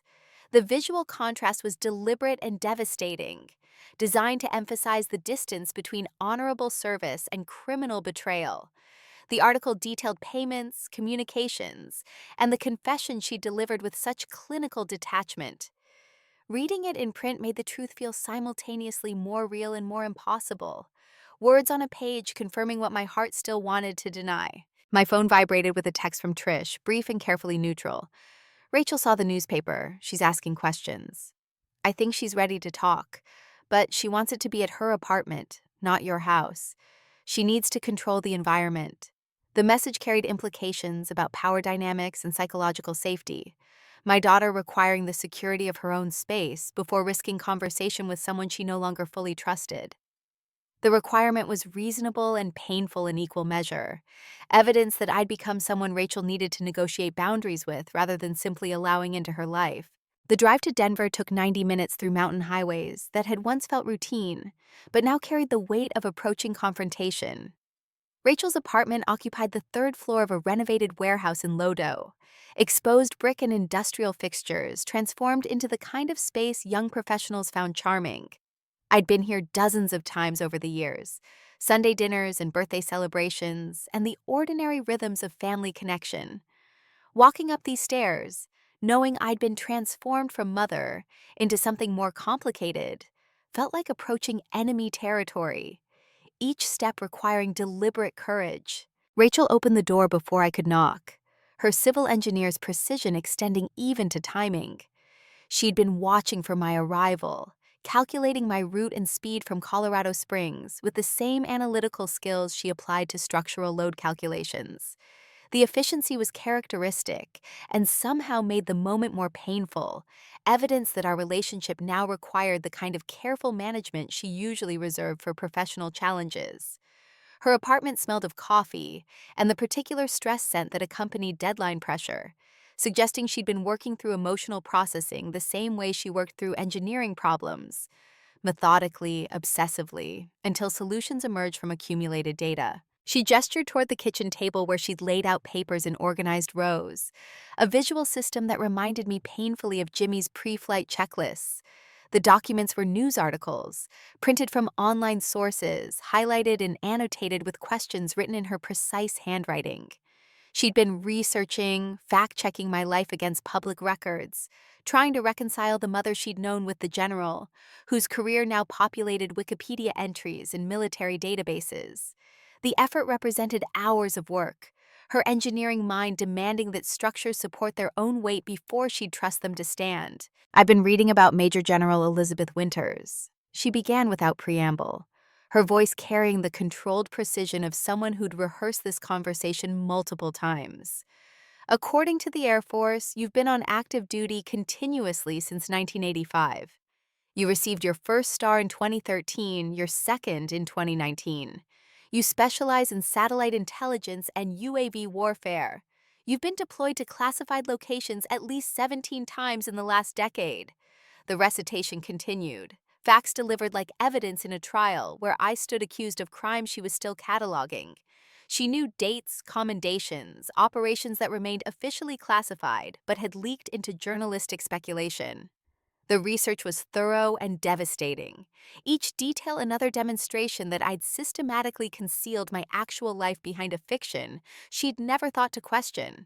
When she finally paused, the silence stretched between us like physical distance, years of accumulated deception requiring acknowledgement before conversation could proceed. I wanted to offer explanations, justifications about operational security and protective necessity, but Rachel had earned the right to anger before understanding, to process betrayal without immediately being asked to forgive it. So I waited, letting her control the pace and direction, giving her the power I'd claimed through secrecy. "You let me think you were broken," she said finally, and her voice carried less anger than something closer to grief. "After Dad died, you became smaller, quieter. You stopped going out, stopped seeing friends, stopped doing anything that looked like living. I thought you were drowning in depression. I spent years trying to save you, and the whole time you were hunting the people who killed him." The accusation contained its own answer, but Rachel needed to articulate it fully, to name the specific nature of my betrayal. You let me waste energy worrying about you when you were fine. Better than fine. You were succeeding at the most important work of your life, and you let me believe you'd given up. I wasn't fine, I said, because that particular misconception needed correction. I was grieving and angry and obsessed with revenge. The investigation kept me functional, gave me purpose, but it didn't make me whole. The work was real, but so was the pain.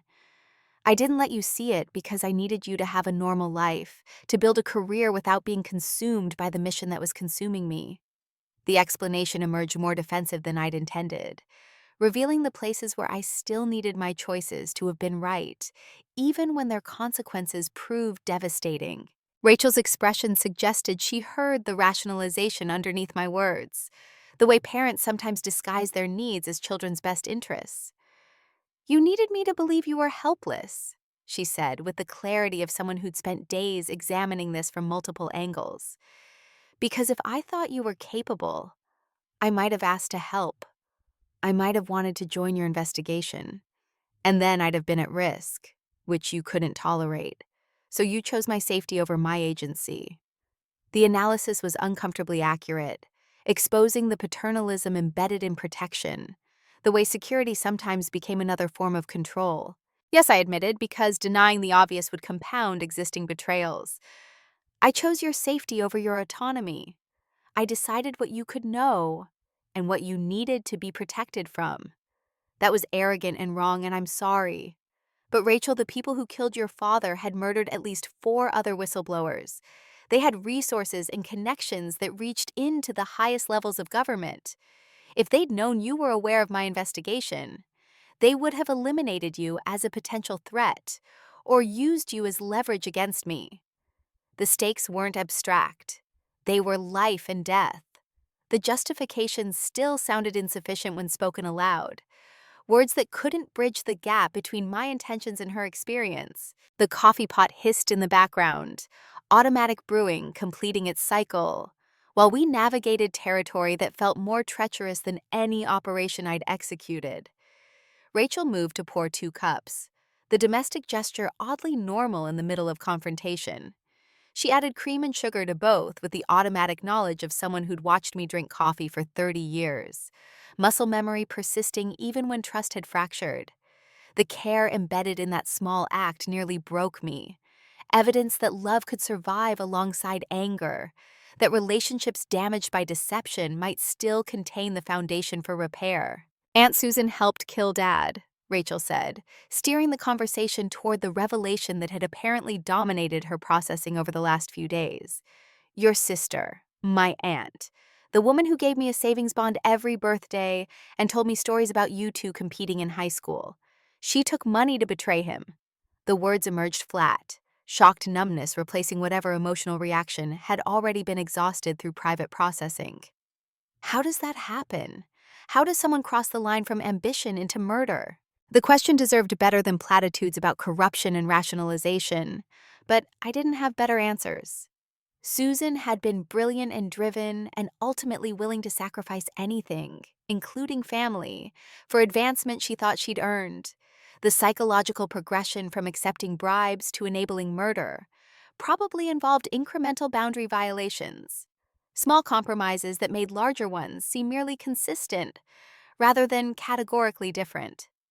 But mapping that progression didn't make it comprehensible, didn't transform monstrous choice into something understandable through empathy or analysis.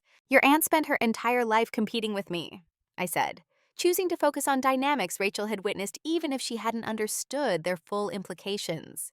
We pushed each other toward excellence, but somewhere along the way her ambition became untethered from ethics. She wanted to be first, to be best, to be recognized as the most successful woman in our family. And when she found people willing to pay her for information that would protect their corruption, she took the money. Then when your father threatened to expose that corruption, she made a choice, a terrible choice. But understanding how it happened doesn't excuse it or make it less devastating. Rachel absorbed this with the systematic attention she brought to structural engineering problems, building mental frameworks that could support the weight of impossible information. The analogy to her profession probably wasn't accidental. We both dealt with systems that could fail catastrophically if their foundations were compromised, though her failures involved buildings rather than families. The coffee cooled between us while she processed, and I waited with the patience that military operations had taught me, knowing that some conversations required allowing silence to accumulate until words could penetrate it. "I understand why you lied," she said eventually, and the admission carried more weight than forgiveness would have. "I don't like it. I hate that you made decisions about my life without including me. But I understand that you were trying to protect me from something genuinely dangerous." The concession represented movement toward reconciliation, though Rachel's careful phrasing made clear that understanding didn't constitute absolution. "We're going to need time to rebuild trust. I'm going to need you to tell me the truth going forward, even when it's classified or complicated or inconvenient. No more protecting me from reality." The terms were fair and probably more generous than I deserved. "I can do that," I said, hoping the promise wasn't one circumstances would immediately force me to break. "There will be things I legally can't disclose, security classifications that even family relationships don't override. But within those constraints, I'll be as transparent as possible." Rachel nodded acceptance of limits she'd probably expected, her security clearances from infrastructure projects having given her some exposure to how classification systems worked. The negotiation felt fragile but functional. Two people who loved each other trying to reconstruct relationship architecture damaged by years of systematic deception. The conversation shifted to logistical questions after that, Rachel's practical nature requiring concrete information about what came next. When would I testify before the grand jury? How long would Susan's trial take? Were there security concerns that might affect Rachel's work or residence? The questions were reasonable and revealed her immediate need to assess risks and establish boundaries around the disruption entering her life. I answered what I could, acknowledged what remained uncertain, and watched her take notes with the methodical attention of someone building a framework to contain chaos. An hour passed before we moved beyond immediate crisis into something approaching normalcy. Conversation drifting toward Rachel's current projects and the structural challenges of renovating historic buildings to meet modern code requirements. The technical discussion offered refuge from emotional intensity, a space where we could interact as we always had, daughter teaching mother about cantilevers and load-bearing walls, while I listened with the partial comprehension of someone whose expertise lay elsewhere. This had always been our pattern, Rachel explaining her engineering work while I contributed questions that sometimes revealed insights she'd missed. That dynamic had survived everything else, and clinging to it now felt like holding on to proof that some elements of our relationship remained intact. She walked me to the door when afternoon had worn into evening, and the goodbye carried awkward weight that hadn't existed before. Revelation changed the terms of our relationship. "Stay safe," she said, the request more pointed now that she understood the actual dangers my work involved. "And Mom, I'm still angry, but I'm also proud. You've spent the last decade pursuing justice for Dad, and you caught the people responsible. That matters." The acknowledgement arrived wrapped in continued hurt, both emotions existing simultaneously without canceling each other out. I'd take that combination, would work with the complicated reality of daughter who could hold both anger and pride, while she decided whether forgiveness would eventually join them. The drive back to Colorado Springs passed through mountain darkness, relieved only by occasional highway lights, and I used the time to call Coleman for operational updates. The arrests had begun that morning, coordinated raids across 12 states targeting the network Kellerman had identified. Marcus Chen had been taken into custody at his Seattle office, his computers seized mid-negotiation with investors he'd probably been preparing to defraud. Jennifer Walsh's theater had been raided during afternoon rehearsal, FBI agents interrupting her note session to execute search warrants and confiscate financial records. The prosecutions would take years to complete, Coleman explained, but the evidence was substantial enough that most defendants would eventually plead guilty, rather than risk trials where classified information could be disclosed. "And Hartford?" I asked. because Cassie's fate carried its own complicated weight. She'd been used by people who recognized her desperation for relevance, had provided infrastructure for espionage through sheer incompetence rather than malice. But incompetence at her level carried consequences that good intentions couldn't mitigate. Coleman's response suggested prosecutorial ambivalence. FBI interviewed her for 14 hours over 2 days.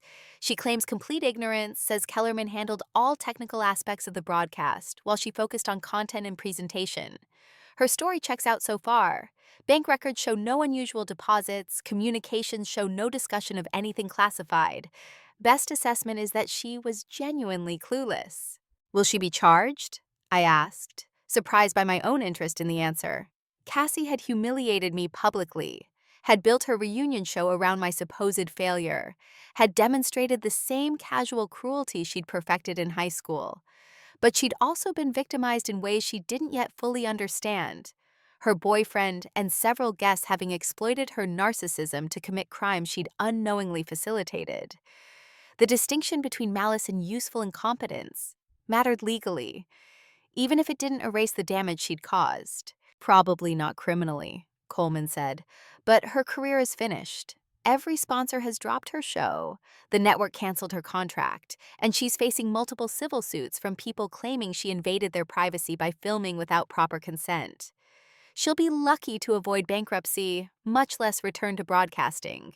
The assessment was clinical but accurate, Cassie's public persona having been thoroughly destroyed by association with espionage scandal. She'd spent 40 years building herself into someone who mattered, someone whose opinion carried weight in specific circles.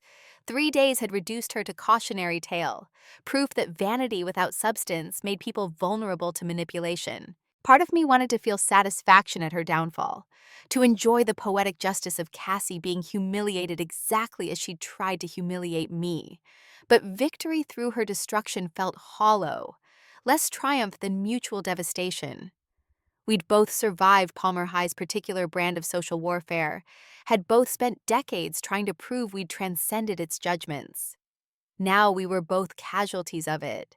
She through the narcissism it had cultivated in her, me through the secrecy it had eventually required of me. The symmetry was uncomfortable, suggesting that high school's damage extended further than either of us had recognized. The call ended with Coleman's promise to send updates about additional arrests and court proceedings, and I drove the rest of the way home in silence that felt more contemplative than oppressive. The house waited with the particular emptiness of spaces that had been thoroughly searched, FBI's inventory having left subtle disruptions in every room where they'd examined my life for evidence. The basement command center stood stripped of equipment, walls showing lighter patches where monitors had hung, floor marked by furniture impressions where desks and filing cabinets had been removed.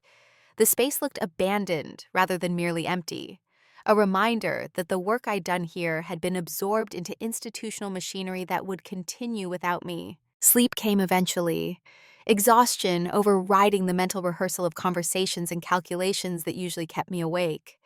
Dreams blended past and present, Jimmy alive and Rachel young, and Susan laughing at some childhood competition whose stakes hadn't yet metastasized into betrayal. The images carried the particular poignancy of memories, whose meanings had been permanently altered by subsequent knowledge. Innocence that couldn't be recovered because context had transformed it into something else entirely. Morning brought another call from Coleman, his voice carrying urgency that suggested developments substantial enough to warrant immediate briefing. General Winters. Kellerman provided more names overnight. The network is bigger than initial assessments indicated. He's documenting 15 years of payments, bribes, and coordinated corruption involving at least 37 people. But ma'am, one of the names is going to complicate things significantly. His pause suggested he was choosing words carefully, preparing me for information that would require immediate decisions. Vice President Morrison received payments totaling $12 million over 6 years. The funds were routed through multiple shell corporations. But Kellerman has documentation showing Morrison approved defense contracts in exchange for kickbacks that ultimately funded his presidential campaign. The revelation landed with the weight of constitutional crisis. Corruption extending beyond military justice into realms that required congressional and potentially Supreme Court intervention. Vice President Morrison had been senator from Virginia before his election, had chaired the Armed Services Committee during the period when Kellerman's network had been most active. His involvement transformed isolated corruption into systemic compromise, raising questions about how many policy decisions had been shaped by criminal conspiracy rather than national interest. The implications stretched beyond individual prosecutions into challenges to democratic legitimacy itself.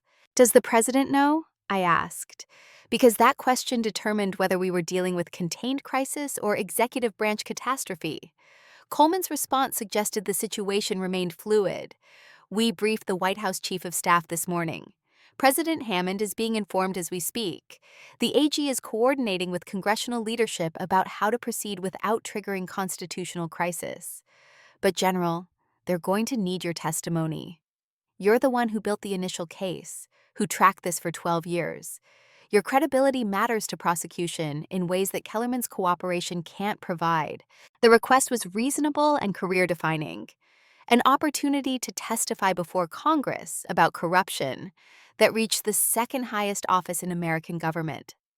This was the kind of moment that made military careers, that transformed generals into historical figures, whose names appeared in textbooks alongside descriptions of institutional reform. But accepting meant months or years of public exposure, testimony, and cross-examination and media scrutiny that would make the last week's attention seem trivial by comparison. Rachel and I had just begun negotiating reconciliation.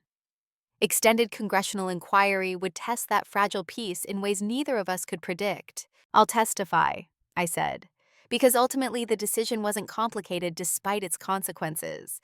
This was why I'd spent 13 years investigating in secret, why I'd sacrificed relationship with my daughter and enabled my sister's arrest. Justice required following evidence wherever it led, even when destinations proved more disturbing than initial crimes. If Morrison had been corrupted by Kellerman's network, if he'd sold his authority for campaign contributions and personal wealth, then that truth needed exposure regardless of political chaos it would trigger. The following days compressed into concentrated chaos, briefings and strategy sessions and legal consultations that consumed 18-hour workdays. The Justice Department assigned 3 prosecutors to coordinate the cases. Their offices suddenly transformed into war rooms, where evidence was mapped and testimony rehearsed, and constitutional scholars debated arcane questions about succession and impeachment. Senator Blackwood scheduled Armed Services Committee hearings, closed sessions that would allow classified testimony without compromising ongoing operations. The president addressed the nation, his face carrying the exhausted gravity of someone managing crisis that threatened to define his administration. Vice President Morrison maintained innocence, hired expensive attorneys, and began the kind of aggressive counterattack that guilty people sometimes mistook for effective defense. Rachel called during this period, brief conversations that felt like careful maintenance of connection we'd tentatively reestablished. She didn't ask about classified developments, seemed to understand that some information couldn't be shared even within our renegotiated terms. Instead, she talked about her work, about the building renovation that was behind schedule and over budget, about the ordinary frustrations that had nothing to do with conspiracy or corruption. The normalcy was deliberate and precious, her gift to me during a period when everything else had become extraordinary. I accepted it gratefully, letting her create space where we could interact as mother and daughter, rather than general and civilian dealing with classified crisis. The media coverage intensified as more arrests became public, cable news running constant speculation about how deep the conspiracy extended and what political consequences would follow. My face appeared frequently in these broadcasts, file photos from promotion ceremonies or change of command events I'd attended before going into deep cover. Journalists tried to contact me through official channels, requesting interviews I was legally prohibited from granting. A few particularly aggressive reporters showed up at my house, their cameras capturing footage of drawn curtains and no-comment responses before security protocols forced them to disperse. The attention was invasive and uncomfortable, confirmation that privacy remained a casualty of exposure, even when exposure served necessary purposes. Cassandra Hartford called during the second week, her number appearing on my phone with the same distinctive ring pattern it had carried 40 years ago when we'd been friends who hadn't yet learned to betray each other. I almost didn't answer, saw no purpose in conversation with someone whose life I'd inadvertently destroyed through my investigation. But curiosity or mercy or maybe just exhaustion made me accept the call, her voice emerging tentative and smaller than I'd ever heard it sound. Beth, I need to apologize. Not because my lawyers told me to, though they did, because I've spent the last 2 weeks understanding what I did to you, and I'm horrified. The words came without her usual polish, raw in ways that suggested genuine processing rather than strategic positioning. I invited you to that reunion to make myself look better by comparison. I called you a failure on live television. I violated your privacy by having someone photograph your home without permission. And the whole time, you were this incredible person doing work that actually mattered, and I was too shallow to see it. The apology arrived too late to undo damage, but early enough to suggest authentic remorse, rather than strategic reputation management. I didn't respond immediately, letting silence communicate that her words required more than automatic forgiveness. Cassie seemed to understand, continuing without prompting. I've been thinking about high school, about what I did to you senior year. I planted that letter from Coach Anderson. I convinced Principal Morrison you'd slept with him to get your academy recommendation. I destroyed your reputation because I was jealous that you had talent I could never match, and I've never apologized for that. Never even acknowledged it was wrong. I've spent 40 years being the person who did that, and I'm ashamed. The confession was comprehensive and decades overdue. Acknowledgement of betrayal that had shaped both our lives in ways neither of us had probably recognized until this moment. Part of me wanted to accept her apology, to release the grudge I'd carried since 1985, and move forward unburdened by teenage resentments. But forgiveness wasn't something that could be granted immediately, wasn't a switch that flipped from anger to absolution just because someone finally admitted wrongdoing. It required process, time to metabolize confession, and assess whether contrition reflected genuine change or merely circumstantial regret. I appreciate the apology, I said carefully, choosing words that acknowledged her effort without committing to forgiveness I wasn't certain I felt. What you did senior year damaged me in ways that took years to overcome. What you did at the reunion violated boundaries, even though you didn't understand who I actually was. But Cassie, you were also victimized by Kellerman and his network.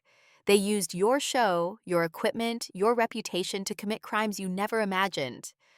That doesn't excuse your cruelty to me, but it does complicate the moral accounting. The observation seemed to surprise her, as if she hadn't considered herself a victim despite the obvious ways she'd been exploited. "You're being more generous than I deserve," she said quietly. "I've lost everything. My show, my credibility, my savings to legal fees. I'm probably going to have to sell my condo, move back to my mother's house at 58. And the worst part is knowing it's my own fault. If I'd paid attention to what was actually happening instead of focusing on ratings and appearances, I'd have seen something was wrong. But I was too shallow, too self-absorbed, and now I'm paying for all of it. The last 40 years of being that person." The conversation continued for another 20 minutes, Cassie cataloging her destruction with the particular thoroughness of someone who'd spent weeks inventorying losses. I listened with complicated sympathy, recognizing that her suffering didn't cancel my own, but also acknowledging that life had distributed consequences more evenly than anyone had anticipated when the reunion began. We'd both emerged damaged from Palmer High, had both spent decades trying to prove we'd transcended its judgments. Now we were both starting over, she from professional disgrace, me from personal isolation. Neither of us particularly victorious, despite the distance we'd traveled. The call ended with tentative agreement to speak again once immediate crises had passed, both of us needing time to process revelations that had transformed our relationship from antagonism into something more ambiguous. Forgiveness might eventually be possible, I thought, as I set the phone down, but it would require more than single apology to overcome 40 years of accumulated hurt. Some wounds healed slowly, if they healed at all. The best I could offer was willingness to leave the possibility open, rather than foreclosing it entirely. Congressional testimony dominated the final week before hearings began. Preparation sessions where attorneys rehearsed questions and coached responses that would survive hostile cross-examination. The format was formal and intimidating, designed to expose weakness and create moments that would dominate news cycles for weeks. But I'd spent 30 years briefing generals and senators, had testified before classification boards and promotion panels, and acquisition committees where billions of dollars rode on technical explanations delivered under pressure. This was harder because the stakes involved constitutional crisis rather than merely program survival, but the fundamental skills remained unchanged. Present facts clearly, acknowledge limitations honestly, refuse to speculate beyond evidence. Senator Blackwood called the night before my scheduled appearance, her voice carrying the particular exhaustion that accompanied weeks of crisis management. Elizabeth, tomorrow is going to be difficult. Morrison's attorneys are going to attack your credibility, suggest your investigation was personal vendetta rather than professional inquiry. They'll point out that you operated outside official channels, that you concealed your work from superiors, that you have personal motivations given your husband's death. Be prepared for ugly insinuations and maintain your composure. The briefing was unnecessary but appreciated. Reminder that even experienced witnesses benefited from final preparation before high-stakes testimony. The hearing room was smaller than televised proceedings suggested, its wood paneling and formal arrangement designed to project authority that would translate through cameras. Senators sat elevated behind curved desks, their positions literally and figuratively above the witness table, where I would deliver testimony. Staff members filled rows behind them, legislative assistants and committee counsels who would feed questions and evaluate responses for weaknesses to exploit. The gallery held journalists and interested observers, their presence transforming what might have been contained, proceeding into public performance, with consequences that extended beyond this room. Senator Blackwood called the hearing to order with practiced efficiency, her opening statement framing my testimony within larger questions about institutional corruption and accountability. The preliminaries moved quickly through credential verification and oath administration, formalities that established record, while cameras captured images that would accompany every subsequent news report. Then the questioning began, senators taking turns according to seniority and party affiliation, their inquiries alternating between genuine curiosity and strategic positioning for audiences beyond this room. The first hour covered basic chronology, establishing timeline of Jimmy's death, my decision to investigate covertly, the years spent tracking Kellerman's network while maintaining civilian cover. Questions were straightforward during this phase, designed to build narrative that subsequent testimony would complicate and challenge.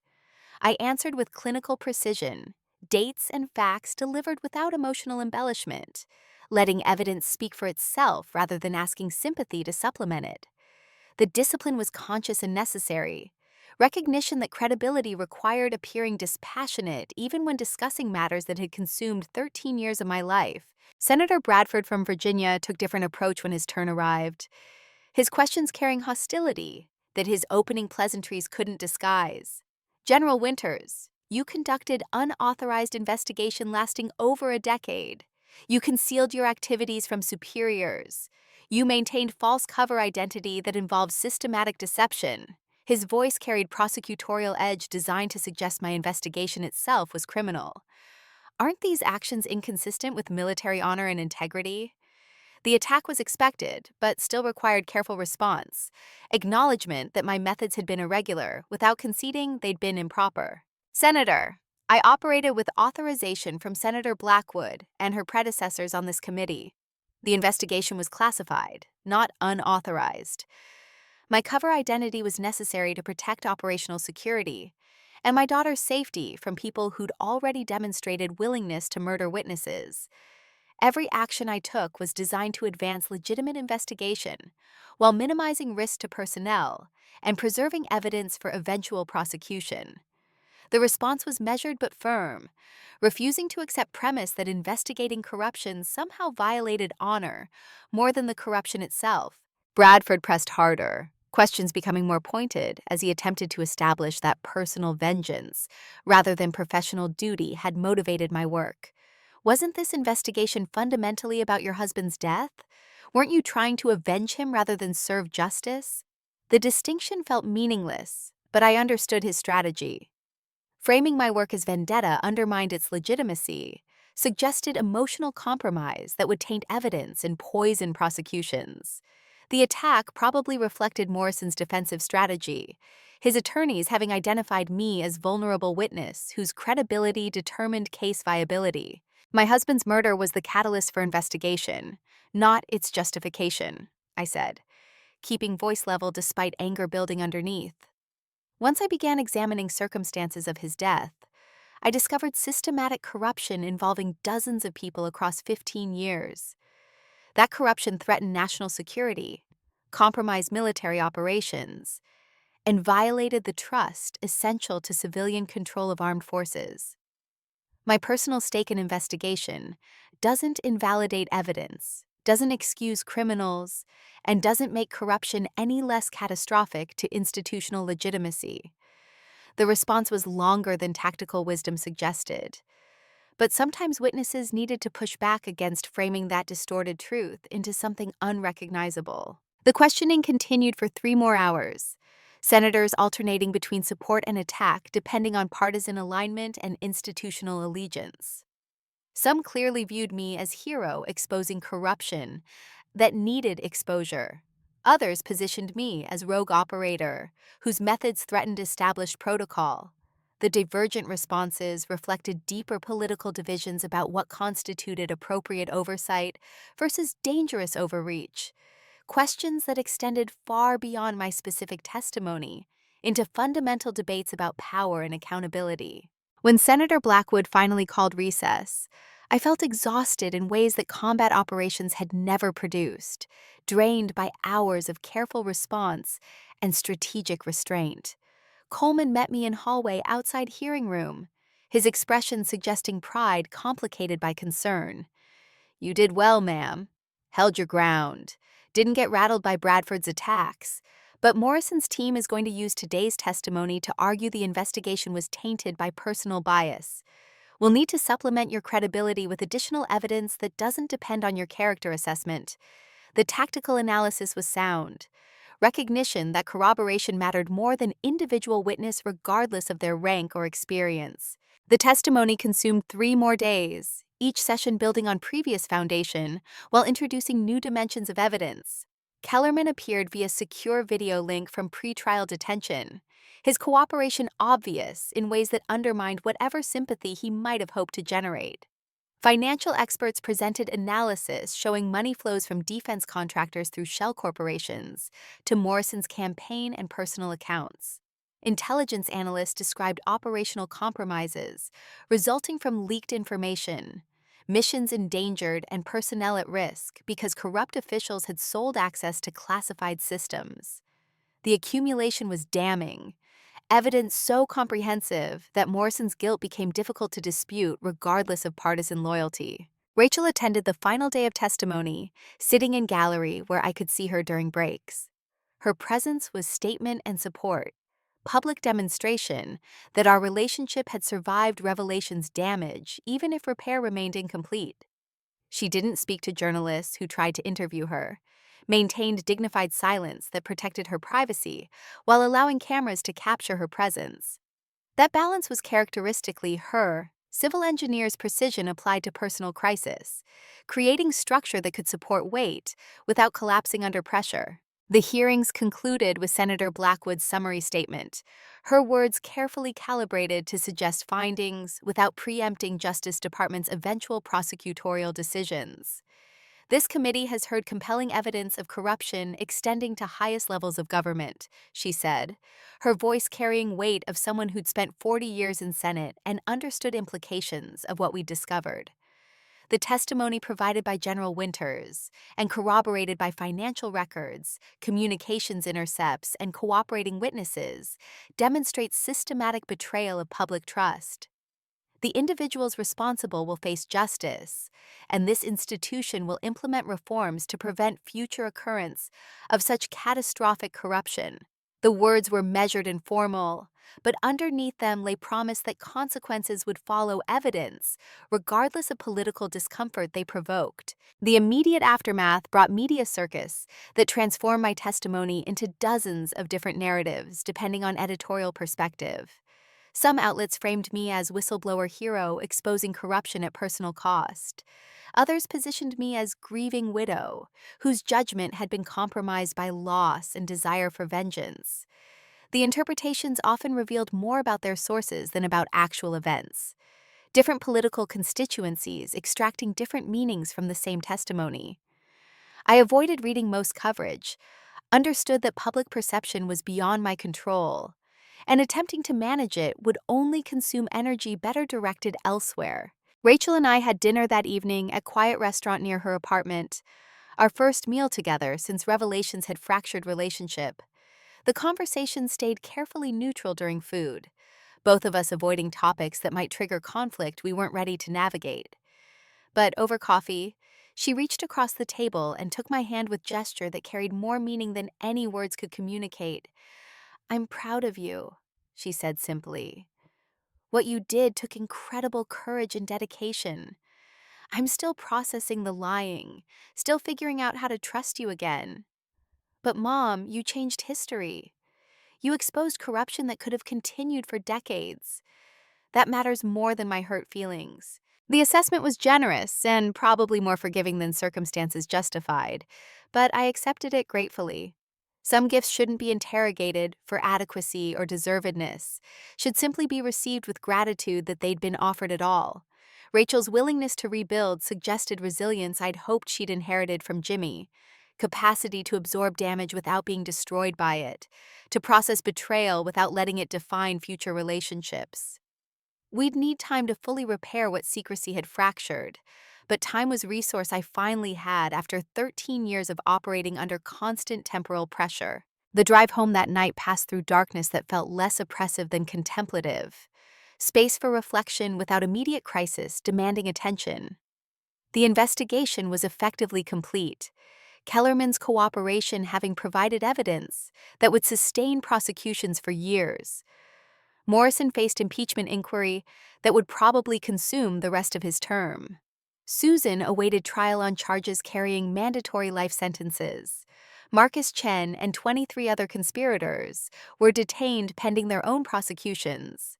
Justice, in its institutional sense, was proceeding with bureaucratic inevitability.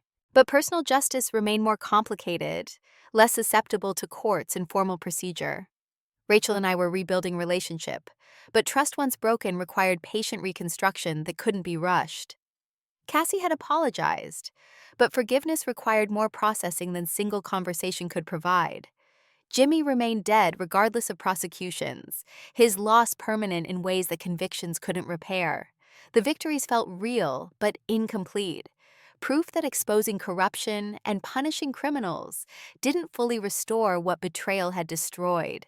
The house waited silent and dark, FBI's inventory having left it feeling more empty than abandoned. I walked through rooms that had contained my life for 30 years, spaces that had witnessed grief and investigation, and the slow work of building case that finally produced results I'd barely believed possible when the project began. This house had been fortress and prison simultaneously, protecting me while isolating me, enabling work that required secrecy, while enforcing loneliness that came with maintaining cover. Now it was simply house again, structure waiting for me to decide what life I'd build within its walls now that old life had been exposed and ended. The phone rang near midnight, Coleman's voice carrying excitement unusual for his normally measured demeanor. "General, the vice president just resigned. Effective immediately. His attorneys work deal with Justice Department. He pleads guilty to corruption charges, accepts 20-year sentence, agrees to full cooperation about other potential conspirators. The announcement will be made tomorrow morning. President Hammond is appointing interim replacement." The news landed with weight of historical significance, confirmation that investigation had reached conclusion major enough to force constitutional crisis into resolution. Morrison's resignation wouldn't erase the damage his corruption had caused, but it would prevent him from wielding power he'd sold to criminals. The call ended with Coleman's congratulations and my subdued acceptance that this represented victory, even if it didn't feel triumphant.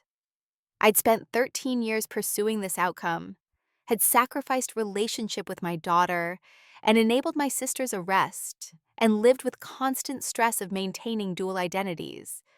Now the mission was complete, objectives achieved beyond what initial planning had considered possible. But completion brought exhaustion more than satisfaction, recognition that some victories cost more than their achievements could fully justify. Sleep came slowly that night, mind refusing to quiet despite body's desperate need for rest. Dreams, when they finally arrived, mixed past and present again. Jimmy alive and Rachel young, and Susan laughing at competitions that hadn't yet transformed into fatal rivalries. The images carried weight of might have been alternative histories where different choices produced better outcomes. But waking returned me to actual history, the one where investigation had succeeded, and relationships had fractured, and justice had been served, at costs I was still calculating. Morning brought news coverage of Morrison's resignation, his face dominating every channel as he read statement accepting responsibility and apologizing for betraying public trust. The performance was polished and calculated, strategic effort to minimize sentence by appearing contrite. I watched with clinical detachment, recognizing professional crisis management while doubting authenticity underneath it.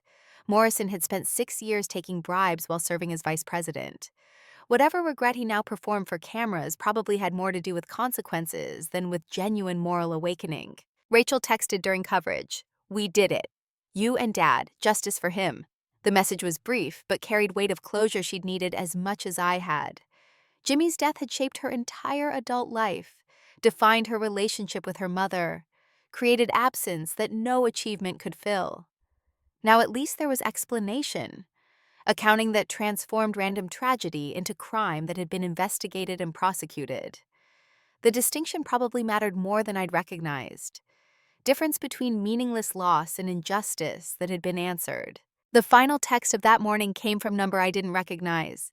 Message brief and mysterious. "You've done well, General Winters. But there's more to learn about who really controlled the network. When you're ready for the full truth, we'll be in touch."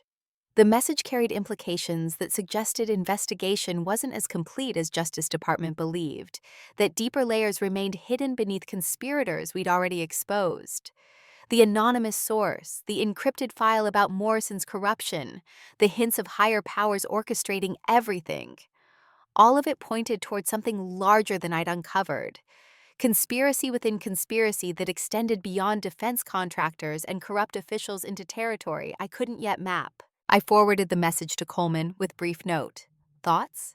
His response came within minutes. Could be conspiracy theorist, trying to insert themselves into story. Or could be legitimate source with information we haven't accessed yet. Recommend caution, but continuing investigation. The assessment was balanced and unsatisfying. Recognition that truth often remained ambiguous, even after major revelations. That some questions persisted beyond the answers that investigations provided. But those were problems for tomorrow, complications that could wait while I processed completion of the mission that had consumed 13 years. Tonight, I would accept that Morrison had resigned, that Kellerman and Susan and 30 others faced justice, that Rachel and I were rebuilding relationship I'd feared losing permanently.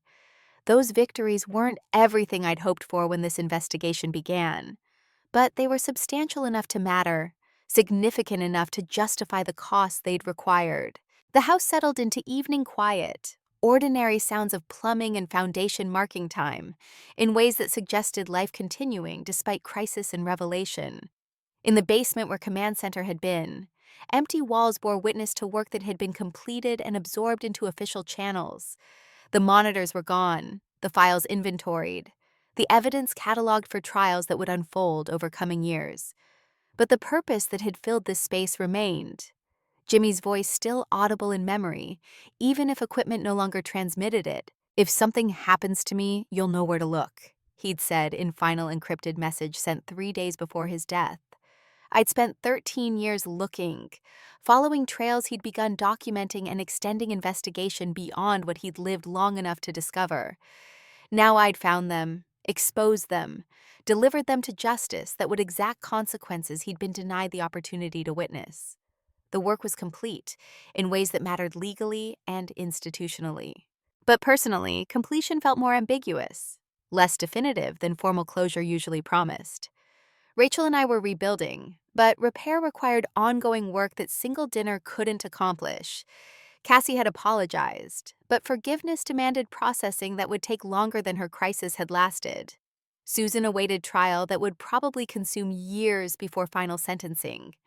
Morrison faced prison, but had avoided harsher penalties through cooperation that felt like additional betrayal.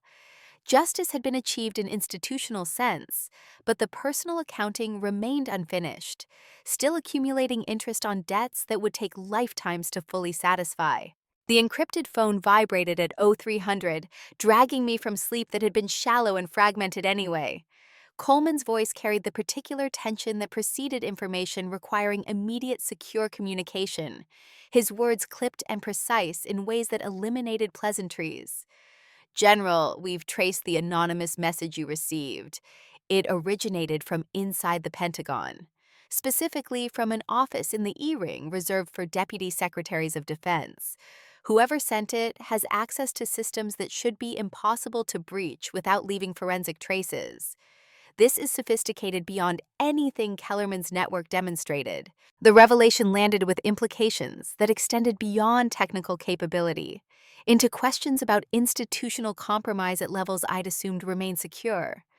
The E-Ring housed the Pentagon's most senior civilian leadership, offices where policy was shaped and budgets allocated, and strategic decisions made that affected global military posture.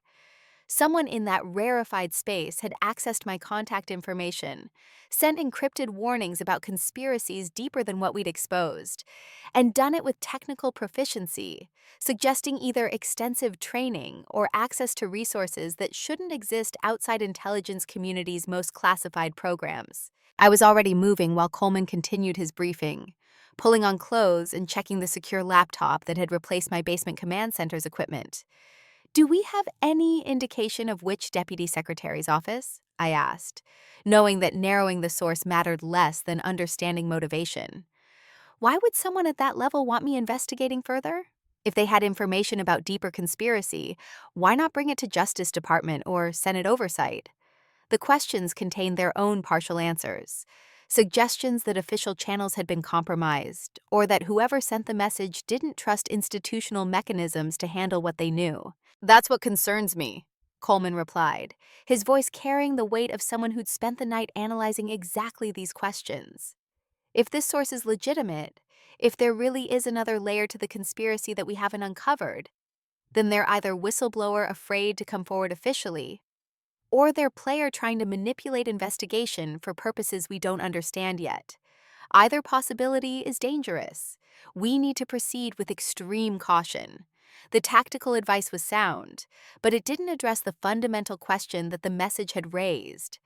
Was Morrison really the apex of corruption? Or had we only exposed middle management, while the actual architects remained hidden? The drive to Peterson Air Force Base took 30 minutes through pre-dawn darkness. Roads empty except for occasional semi-trucks hauling freight across the interstate. The base security checkpoint processed me with efficiency that suggested Coleman had already authorized my arrival, guards checking credentials, but not questioning why a two-star general was reporting at 00:330 for emergency briefing. The SKIF where Coleman waited was smaller than the one Senator Blackwood had used, a compact, secure space designed for tactical coordination rather than congressional testimony.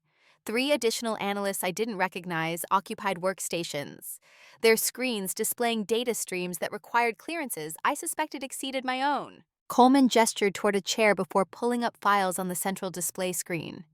"We've been analyzing financial records more thoroughly since receiving that anonymous message," he began, his voice taking on the particular cadence of someone delivering briefing they'd rehearsed to ensure clarity. Kellerman's cooperation gave us payment records going back 15 years, showing money flowing from foreign intelligence services through defense contractors to corrupt officials. But when we map the complete network, something doesn't make sense. The payments are too coordinated, too systematic. Multiple contractors paying multiple officials in patterns that suggest central orchestration rather than independent corruption. The screen filled with a network diagram, nodes representing conspirators connected by lines showing financial transactions and communications.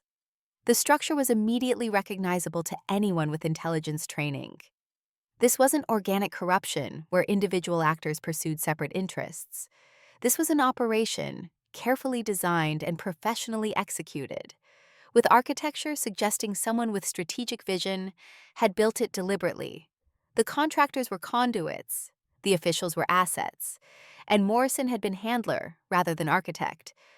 But handlers reported to case officers, and case officers worked for principals, whose identities remained conspicuously absent from the diagram.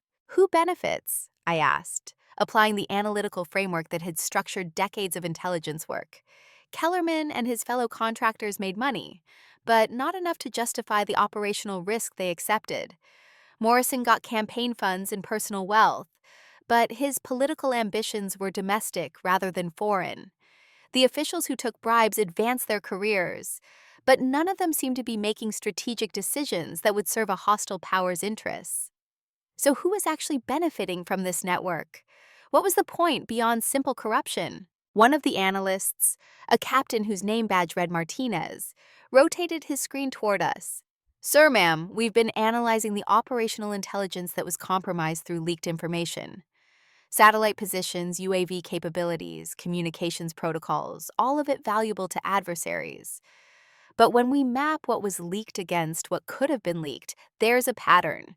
The information they sold was important, but not catastrophic. Real capabilities were protected, while decoy programs were exposed. It's almost like someone was feeding our enemies information designed to mislead them about our actual technical advantages. The observation reframed everything, transformed apparent treason into something that might be deception operation. But deception operations required authorized leadership and institutional oversight, neither of which seemed to exist for activity we'd been investigating. Unless, the thought emerged slowly, reluctantly, unless the authorization existed at levels above normal oversight, programs so classified that even Senate Intelligence Committee wasn't briefed on their full scope. The possibility was deeply troubling, suggesting that either rogue elements within intelligence community had been running unauthorized operation for years, or that authorized programs had been deliberately hidden from oversight mechanisms designed to prevent exactly this kind of activity. "We need to talk to Kellerman again," I said, understanding that the conspiracy's architecture mattered more than individual participants' guilt or innocence. He thinks he was selling real information, but if he was actually transmitting controlled deception, someone was manipulating him without his knowledge. That's sophisticated enough to require resources beyond contractor capability. Coleman nodded agreement, already reaching for secure phone to arrange interview at detention facility where Kellerman awaited trial. The federal holding facility occupied converted office building near Denver's airport, its architecture deliberately mundane to avoid drawing attention to the high-value detainees housed inside. Kellerman looked smaller than I remembered from the reunion, his defense contractor confidence eroded by 3 weeks in custody, and growing realization that cooperation wouldn't save him from substantial prison time. The interview room was standard institutional design, concrete walls and metal table and chairs bolted to floor, spaces engineered to eliminate anything that might be weaponized by desperate prisoners. "Mr. Kellerman," I began, keeping tone professional and direct, "we need to revisit some of your previous testimony about the information you sold to foreign intelligence services. Specifically, we need to know if anyone ever provided you with specific materials to transmit, or if you exclusively used data that your network obtained independently." The question was carefully phrased to avoid suggesting we suspected deception operation, letting Kellerman believe we were still treating him as simple traitor, rather than possible unwitting asset. His expression shifted toward confusion, the look of someone encountering questions they hadn't anticipated. The data came from multiple sources, he said slowly, clearly trying to recall operational details he'd probably testified about multiple times already. Susan Winters provided information about Air Force acquisition programs. Morrison gave us defense budget documents. Chen supplied technical specifications from his communications contracts. But there was also material that came through secure drop sites, digital dead drops where information appeared without clear sourcing. We assumed it came from other compromised officials who wanted deniability, people even more risk-averse than our regular sources. The revelation aligned with Martinez's analysis, suggesting someone had been seeding Kellerman's operation with controlled information alongside the legitimately stolen materials his network provided. Did you ever verify the accuracy of information from those dead drops? I asked, already anticipating his answer. Did you test it against other sources? Or did you simply assume it was genuine because it appeared in expected locations? Kellerman's expression confirmed my suspicion. He'd never questioned the data's authenticity, had accepted that operational security required some sources to remain anonymous, even to him. We trusted our buyers to verify accuracy, he admitted, and the confession revealed the fundamental vulnerability that sophisticated adversaries always exploited. Foreign intelligence services don't pay for information they can't validate, so we assumed that if they kept paying, what we were selling must be valuable. The logic was sound for legitimate espionage, but it collapsed completely if buyers were being fed misinformation sophisticated enough to pass initial verification while subtly misleading deeper analysis.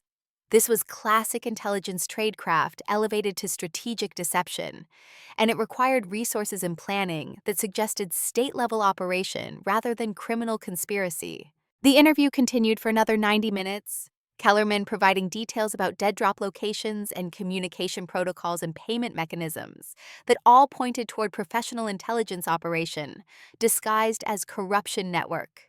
When we finally left him to return to his cell, Coleman and I sat in the facility's secure conference room, trying to assemble implications into coherent picture. Someone inside U.S. intelligence community, probably with access to most classified programs, had been running deception operation that used Kellerman's criminal network as cover to feed adversaries misinformation sophisticated enough to seem valuable, while actually misleading their strategic planning. If this is true, Coleman said carefully, his tone suggesting he was still processing ramifications, then Morrison's corruption and Susan's treason might have been deliberately allowed to continue because shutting them down would have exposed the deception operation. That means people at the highest levels knew about it, authorized it, and concealed it from oversight mechanisms that should have been informed. His voice carried implications he seemed reluctant to articulate fully. This wasn't just deeper conspiracy. It was evidence that compartmentalization had been weaponized to create programs that operated beyond constitutional accountability. The anonymous message suddenly made more sense. Whoever sent it wasn't trying to expose additional corruption. They were trying to warn me that I'd stumbled into something far more complex than criminal conspiracy. Operation that had been designed and executed by elements within government who believed they were protecting national interests through methods that couldn't survive public scrutiny. The warning was probably intended as courtesy, recognition that I'd pursued legitimate investigation far enough to risk exposing programs that powerful people wanted to keep buried. But warnings also contained implicit threats, suggestions that continuing to investigate would encounter resistance from sources with resources that exceeded anything Kellerman's network had commanded. "We need to talk to Senator Blackwood," I said, understanding that this had moved beyond military justice into constitutional questions that required congressional involvement. If intelligence community has been running unauthorized programs, if they've been concealing operations from oversight committees, that's not just operational security. That's institutional corruption at level that threatens democratic accountability. Coleman's expression suggested he'd reached same conclusion, but remained uncertain about how to proceed without triggering escalation that might prove dangerous. The call to Blackwood's office got routed through multiple assistants before reaching her directly, each screening layer confirmation that Senate's leadership understood communication security mattered more during crisis than accessibility. Senator, we have information suggesting the conspiracy we exposed might have been cover for intelligence operation that was never authorized through proper channels. We need emergency session with full Senate Intelligence Committee, probably in closed classified setting. The request was extraordinary and urgent, exactly the kind that senators generally resisted unless evidence was overwhelming. But Blackwood's decades of experience had taught her to recognize when subordinates were calling with information that couldn't wait for normal schedule. "Come to Washington tonight," she said without hesitation. "I'll convene the committee for emergency session tomorrow morning." But, Elizabeth, if you're about to tell me that parts of our intelligence community have been operating without oversight, you need evidence that's absolutely unimpeachable. This kind of allegation ends careers, maybe administrations. Make sure you can prove what you're claiming. The warning was fair and necessary. Reminder that institutional accusations required institutional-grade evidence rather than analytical speculation. The flight to Washington departed late afternoon, giving me time to call Rachel and explain that I'd be gone for several days on testimony that I couldn't discuss even in general terms. Her acceptance came easier than it would have weeks ago. Evidence that our relationship repair had progressed far enough that she could trust my departures weren't abandonment. "Be safe, Mom," she said simply. "And whatever you're doing, I know it's important." The faith in her voice was gift I hadn't earned but needed desperately. Reassurance that some damage could be repaired, even when scars remained visible. The flight passed in isolation that felt more contemplative than lonely. Hours suspended between Colorado and Washington, while I reviewed evidence and rehearsed explanations for allegations that would sound paranoid if presented without proper foundation. Intelligence communities operated with necessary secrecy, programs classified to protect sources and methods that couldn't be disclosed without compromising capabilities essential to national security. But secrecy became dangerous when it enabled operations that violated the constitutional frameworks that justified intelligence activities in the first place. The balance between security and accountability was delicate, and I was about to argue that balance had been violated in ways that required immediate correction. Senator Blackwood met me at secure entrance to Senate building. Her presence at this hour evidenced that she'd already begun assembling committee members for emergency session. We walked through corridors emptied by late evening, spaces designed for deliberation, but now serving as approach to confrontation that would test whether democratic oversight retained meaningful authority over agencies whose power derived from operating beyond public visibility.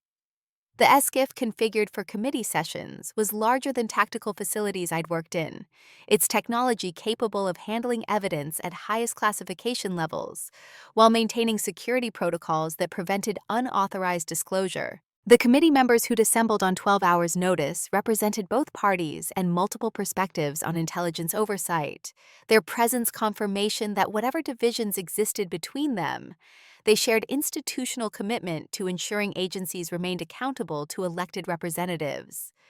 Senator Blackwood called session to order with efficiency that eliminated preliminaries, her opening statement framing my testimony within questions about oversight failures that Morrison's corruption had revealed. But the real substance began when she yielded floor for my classified briefing, security protocols requiring that certain information be discussed only among those with proper clearances and need to know. I spoke for 90 minutes without interruption, presenting evidence that Kellerman's network had been seeded with controlled information, that financial patterns suggested professional orchestration rather than independent corruption, that operational security around the conspiracy had been too sophisticated to be merely criminal enterprise. The senators listened with expressions that cycled through skepticism, concern, and finally alarmed recognition that implications extended beyond individual misconduct into questions about institutional integrity. When I finished, silence stretched for several seconds while they processed accusations that challenged fundamental assumptions about how their oversight function operated. Senator Warren from Massachusetts broke silence first, her prosecutor's training evident in questions that probed for weaknesses in my analytical framework. "General Winters, you're suggesting that elements within our intelligence community deliberately allowed Morrison's corruption to continue, because it served as cover for unauthorized deception operation. That's extraordinary claim requiring extraordinary evidence. What proof do you have beyond circumstantial analysis of financial patterns and information flows? The challenge was fair and expected. Recognition that senators couldn't act on analysis alone needed concrete evidence that would survive legal scrutiny and public disclosure if investigations proceeded. I have testimony from Kellerman about information that appeared in dead drops without identifiable sources, I replied, maintaining calm despite stakes involved in convincing them. I have analysis from NSA showing that leaked information was valuable but not catastrophic, that real capabilities were protected while decoy programs were exposed. I have financial forensics showing payments coordinated with precision, suggesting professional intelligence tradecraft rather than criminal opportunism. And I have anonymous message sent from inside Pentagon by someone with access to systems that shouldn't be breachable, warning that there's deeper conspiracy than what we've exposed. Individual pieces are circumstantial, but accumulated pattern suggests operation beyond Kellerman's network, something that used his corruption as convenient cover. The committee debated among themselves for 20 minutes, senators arguing about threshold of evidence required to launch investigation into intelligence community's internal operations. The divisions weren't partisan so much as philosophical, different members holding varying views about whether aggressive oversight strengthened or weakened agencies, whose effectiveness partly depended on operational flexibility. Eventually, Blackwood called vote authorizing Inspector General investigation, with enhanced access to classified programs, compromise that allowed inquiry to proceed without immediately prejudging its conclusions. The session adjourned near midnight, senators dispersing to their offices, while I remained in Seskif, reviewing materials that would form basis for IG investigation. Coleman joined me after escorting committee members out, his expression carrying satisfaction mixed with concern. "You've put yourself in difficult position, ma'am. If this investigation confirms unauthorized operations, you'll be credited with exposing them. But if it finds nothing, or if it uncovers operations that were properly authorized but compartmented above normal oversight, you'll be seen as general, who overstepped by challenging intelligence community's necessary secrecy." The assessment was accurate and uncomfortable. Recognition that pursuing truth sometimes meant accepting risk to reputation and career. The hotel room that night felt anonymous and temporary, space designed for travelers passing through rather than inhabitants building lives. Sleep came in fragments interrupted by dreams that mixed interrogation rooms and classified briefings, and Rachel's face asking questions I couldn't answer because security protocols prohibited disclosure. The subconscious processing was obvious and unhelpful, anxieties manifesting as scenarios where institutional duties conflicted with personal relationships in ways that forced impossible choices. Waking brought relief from dreams, but not from underlying tensions they'd expressed. Morning brought secure message from Inspector General's office, requesting my presence for preliminary interview about allegations I'd raised with Intelligence Committee. The building housing IG operations was deliberately unmarked, anonymous office complex that could have housed insurance adjusters or tax accountants, its bland exterior concealing sensitive investigations into government's most classified activities.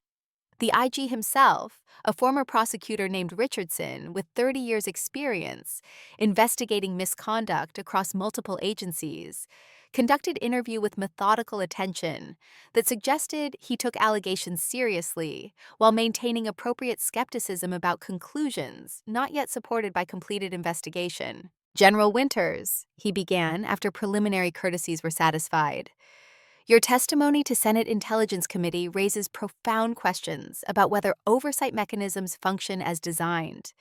But before I can authorize full investigation requiring access to programs that might be compartmented above my normal clearance, I need to understand your confidence level in analytical conclusions you've drawn.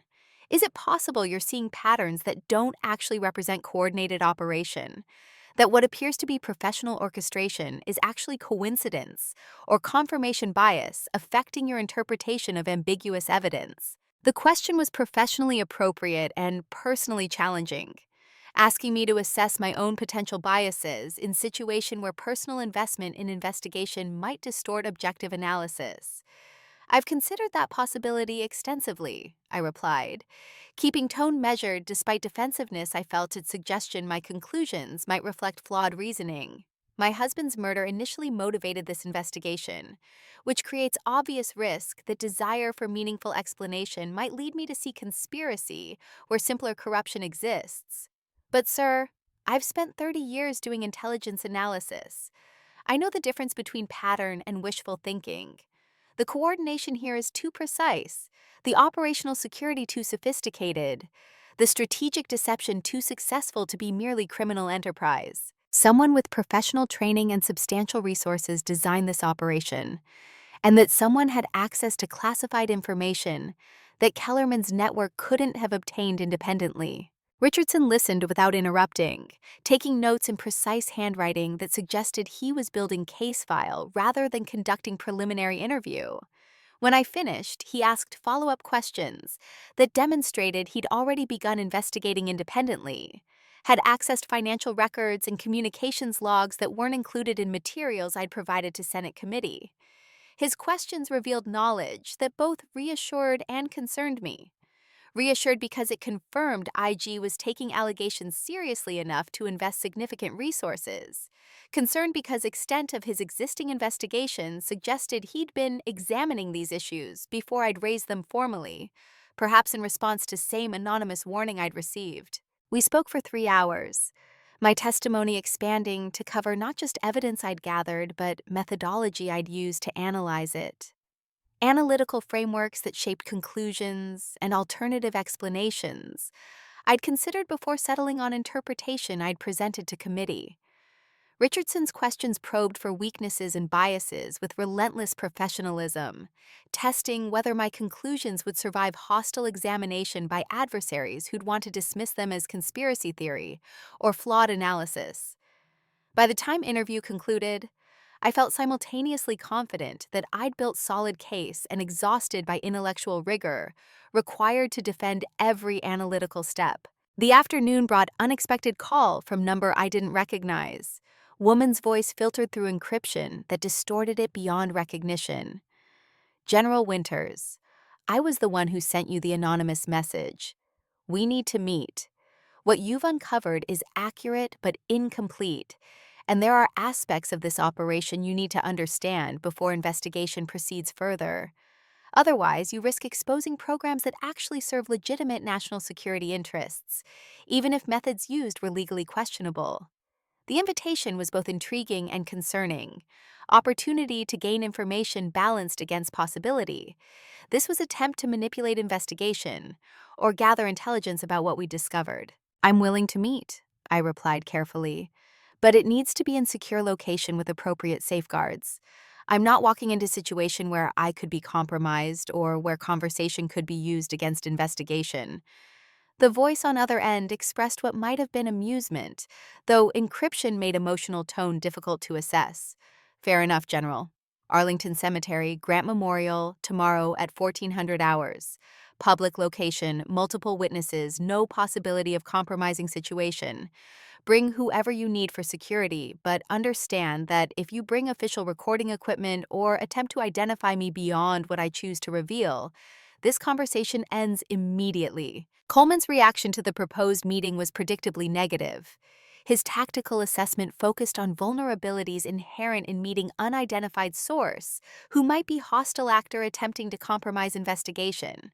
But ma'am, we don't know who this person is, what their agenda might be, or whether they're actually source of original anonymous message or someone else entirely who's learned about it and is trying to exploit investigation for their own purposes. Meeting them represents significant risk with unclear benefits. The objections were valid, but they didn't outweigh potential intelligence value of learning what source knew about operations we'd been investigating.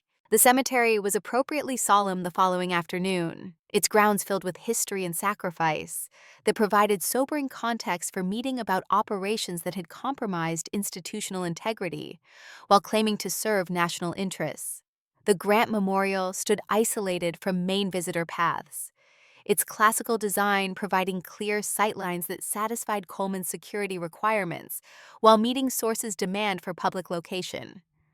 I arrived 15 minutes early, positioning myself where I could observe approaches while appearing to be paying respects to Memorial itself. The woman who approached at exactly 1400 hours was perhaps 65, professional attire and measured bearing suggesting senior government service. She carried no visible identification, but her composure and direct approach indicated she'd done this kind of thing before.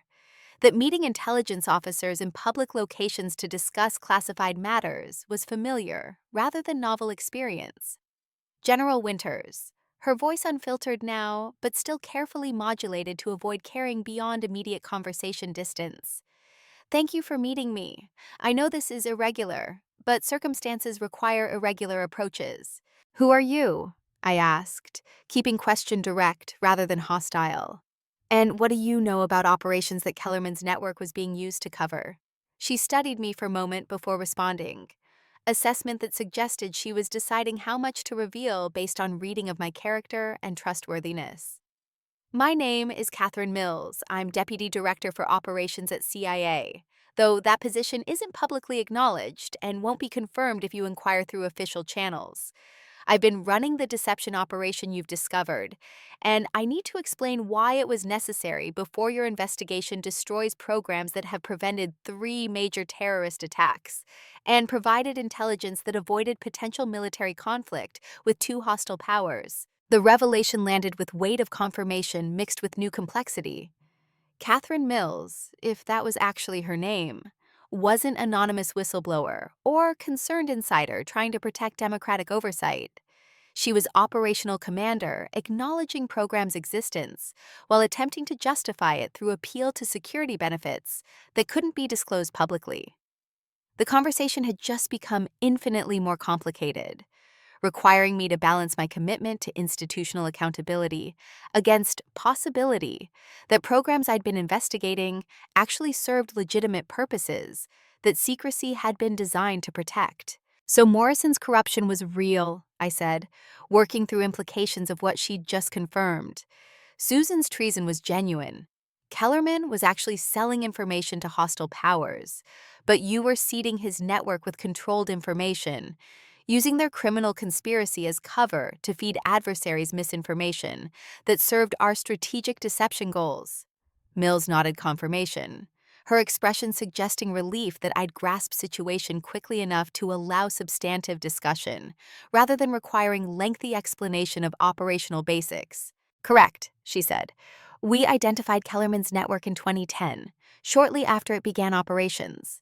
We could have shut it down immediately, arrested everyone involved, sent clear message that corruption wouldn't be tolerated. But our strategic analysis suggested different approach. If we controlled what information the network sold, if we used their criminal enterprise as conduit for deception operation, we could mislead adversaries about our actual capabilities, while also mapping their intelligence priorities based on what they were willing to pay premium prices to obtain. The operation was successful beyond initial projections, provided intelligence advantages that probably saved thousands of lives, even while allowing genuine corruption to continue. That's sophisticated rationalization, I said, anger building underneath professional tone I'd maintained. You let corrupt officials betray their oaths, allowed contractors to commit treason, stood by while my husband was murdered to protect cover for operation you designed. How many more people died because you decided strategic deception mattered more than institutional integrity? Mills's expression shifted towards something that might have been regret, or might have been calculation about how much emotion to display to maintain credibility. Your husband's death was tragedy that shouldn't have happened, she said quietly. When we discovered that Jimmy was investigating Kellerman's network, we tried to redirect his inquiry without revealing our operation. But Susan Winters made decision to eliminate threat rather than manage it, acted without consulting us or understanding that Jimmy's death would create exactly the kind of persistent investigation we'd hoped to avoid. We've been monitoring your work for 7 years, trying to ensure you didn't expose programs prematurely, while also hoping you'd eventually shut down criminal network in ways that didn't compromise strategic deception we'd built around it. The admission was both apology and confirmation that my family had been collateral damage in operation, whose architects had decided some lives mattered less than operational advantages they'd calculated. Rage warred with professional discipline. Anger demanding immediate action while training insisted on gathering complete information before responding. How high does authorization for this operation go? I asked, voice tight with emotions I was struggling to contain. Who approved letting corruption continue for strategic benefit? Who decided my husband was acceptable casualty? Mills hesitated before answering, calculation visible in her expression as she weighed operational security against need to provide information that might prevent me from destroying programs she dedicated years to building. The program was authorized by presidential finding in 2011, she said finally. President Hammond's predecessor signed it based on national security justification we provided. Current president was briefed when he took office and allowed it to continue. Senate Intelligence Committee was never notified because compartmentalization was deemed essential to operational security. What we did was legal under executive authority, even if methods we used violated norms about oversight and transparency. Legal under executive authority isn't the same as constitutional, I said. Professional training providing framework to articulate objections that went beyond personal grief. Presidential findings are supposed to be reported to congressional oversight committees. Compartmentalization is meant to protect sources and methods, not conceal entire programs from democratic accountability. What you've described is intelligence operation that operated outside constitutional framework, regardless of whether you can cite legal authorities that technically authorized it. Mills's expression suggested she'd anticipated this argument, had probably made similar points herself during internal debates about programs' legitimacy. Which is why I'm here, she said. Your investigation is going to expose this program. Inspector General Richardson is thorough and honest, and he'll follow evidence wherever it leads, even if conclusions challenge institutional interests. When that happens, there will be calls for prosecution, investigations, reforms that might prevent intelligence community from conducting similar operations in the future. I'm asking you to consider whether accountability is worth potentially sacrificing capabilities that have genuine security value, whether exposing one compromised program justifies reforms that might prevent us from conducting necessary operations against adversaries who don't limit themselves to methods that would survive public scrutiny. The argument was seductive and dangerous, familiar rationalization that security professionals had used throughout history to justify exceeding constitutional limits. Yes, I said without hesitation. Accountability is worth it. Always. Because the alternative is intelligence community that operates beyond democratic control, that decides independently which laws apply and which can be violated for strategic benefit. That's not intelligence service, that's secret police. And we don't have those in America, regardless of how effective they might be at preventing threats. Mills absorbed this with expression suggesting she'd expected my answer but had hoped for different one. Recognition that some people couldn't be persuaded to prioritize security over principle. Then I need to warn you about consequences, she said, voice taking on harder edge. When this program gets exposed, when congressional investigations begin, and media coverage amplifies every allegation of misconduct, our adversaries are going to understand they've been fed misinformation for years. They'll reassess intelligence they've purchased, recalibrate their understanding of our capabilities, potentially identify assets we've protected through strategic deception.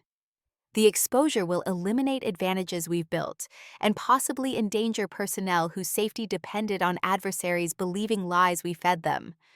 That blood will be on your hands, General.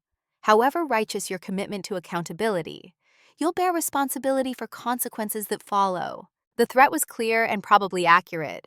Acknowledgement that pursuing institutional accountability sometimes produced security costs that couldn't be dismissed as mere inconvenience.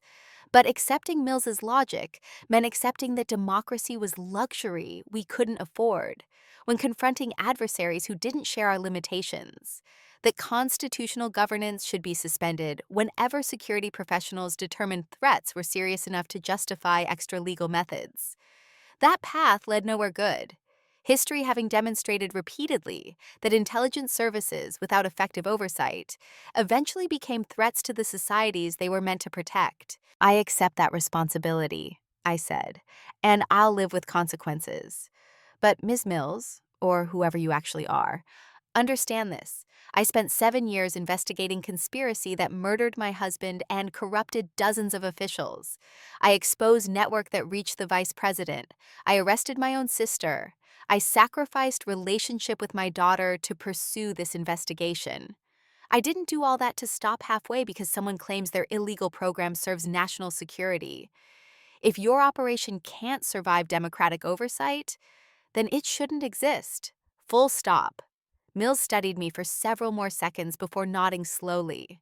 Acceptance that she couldn't persuade me and probably wouldn't achieve anything by continuing conversation. Then I suppose we understand each other, she said.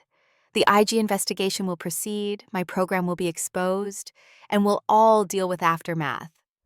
But General Winters, know that there are people who believe you're making catastrophic mistake, that you're allowing idealism to override practical wisdom about how intelligence work actually functions in a world where adversaries don't share our values. Those people have resources and influence that extend beyond my authority, and they may attempt to discredit you or obstruct investigation to protect capabilities they believe are essential. Watch your back. The warning was somewhere between threat and courtesy, suggesting Mills herself wasn't planning hostile action but knew others might. She walked away without further comment, disappearing into cemetery's grounds with practiced ease of someone accustomed to conducting sensitive meetings in public locations. Coleman emerged from concealed position where he'd been monitoring conversation, his face carrying concern that suggested he'd heard enough to understand implications. Ma'am, that was Deputy Director for Operations at CIA. What she described as operation that had presidential authorization and genuine security benefits. Are you certain you want to expose it? The question came from friend rather than subordinate, recognition that some decisions required support that went beyond following orders. I'm certain, I said, watching Mills's figure disappear among the headstones that commemorated other Americans who'd served and sacrificed. Because if we don't hold intelligence community accountable when they operate beyond constitutional limits, then everything these people died defending becomes meaningless. We become something other than democracy, something where security professionals decide which rights and laws actually matter. That's not America I spent 30 years defending. Coleman nodded understanding, though his expression suggested he remained uncertain whether principle I was defending was worth probable costs it would exact. The return to Colorado Springs felt like retreat rather than homecoming, departure from Washington's intensity to mountain stillness that usually provided relief, but now felt like abandonment of work that remained incomplete. The IG investigation would proceed without requiring my continued presence, Richardson having confirmed that he'd gathered sufficient information to pursue comprehensive inquiry into whether deception operation had been properly authorized and whether its continuation justified corruption it had enabled. My role had shifted from investigator to witness, future testimony that would emerge during congressional hearings and possibly criminal trials, if Richardson's findings supported prosecution of officials who'd exceeded legal authority. Rachel was waiting at my house when I arrived, her presence unexpected but welcome. She'd used the spare key I'd given her years ago, had let herself in, and made coffee with the automatic familiarity of someone who'd grown up in this space. "Mom," she said when I entered kitchen, her voice carrying concern that suggested Trish had briefed her about general nature of Washington testimony even if details remained classified. "Are you okay? You look exhausted." The observation was accurate and understated. 3 days of intensive briefings and confrontational meetings, having depleted energy reserves that hadn't been substantial to begin with. "I'm managing," I replied, accepting coffee mug she offered with gratitude for warmth and caffeine both. "It's been complicated few days. I've discovered that conspiracy I've been investigating was bigger than I thought, that some of the corruption I exposed was being used as cover for intelligence operation that probably should have been authorized through proper channels, but wasn't. Now I have to decide how much of that to reveal and what consequences will follow from exposure. Rachel absorbed this with thoughtful expression that reminded me painfully of Jimmy, her analytical mind processing information through frameworks he'd taught her about ethics and duty, and the difficult choices that military service sometimes required. "Dad would be proud of you," she said simply. He spent his life believing institutions should be held accountable, that following orders was an excuse for abandoning principles. He died investigating corruption, and you finished what he started. Whatever happens next, however complicated consequences get, you've done the right thing. The affirmation arrived with weight of absolution I hadn't known I needed. Daughter's validation of choices that had cost us both, in ways still being calculated. The following weeks compressed into rhythm of testimony and interviews, and endless procedural meetings that characterized investigations substantial enough to threaten powerful interests. Richardson's inquiry expanded beyond initial questions about deception operation into comprehensive examination of oversight failures that had enabled unauthorized programs to persist for years. Senate Intelligence Committee held closed hearings that lasted days, senators pressing for details about who knew what and when, building timeline of decisions that would eventually determine whether prosecutions followed exposure. The media coverage intensified as details leaked despite classification protocols, reporters competing to break stories about programs that sounded like conspiracy theories, until official sources confirmed their existence. Catherine Mills was forced to testify in classified session, her confirmation as Deputy Director for Operations becoming public knowledge despite attempts to maintain compartmentalization. Her defense of the program was articulate and sophisticated, appeals to security benefits balanced against acknowledgement that methods used had violated norms about congressional notification. But her credibility suffered when financial analysis demonstrated the deception operation's success couldn't be disentangled from the genuine corruption it had enabled. That strategic advantages, she claimed, couldn't justify allowing officials to commit treason for personal gain, while intelligence community watched without intervention. President Hammond addressed nation 3 weeks after Richardson submitted preliminary findings, his speech attempting to navigate between condemning unauthorized program while defending intelligence community's essential role in national security. He announced reforms to oversight procedures, creation of new inspector general position with enhanced access to classified programs, and commitment to briefing congressional leaders about all significant covert operations, regardless of compartmentalization requirements. The reforms were substantial but probably insufficient. Institutional changes that might prevent future abuses, while doing little to address underlying question about how much secrecy democracy could tolerate before it ceased functioning as democracy. The Medal of Distinguished Service ceremony was scheduled for late afternoon, Pentagon's formal recognition of my contribution to exposing corruption and pursuing accountability. Rachel attended in dress that made her look simultaneously professional and vulnerable, daughter witnessing her mother receive honor that came freighted with costs we'd both paid. The ceremony was mercifully brief, Secretary of Defense delivering remarks that praised my dedication, while carefully avoiding references to politically sensitive aspects of investigation.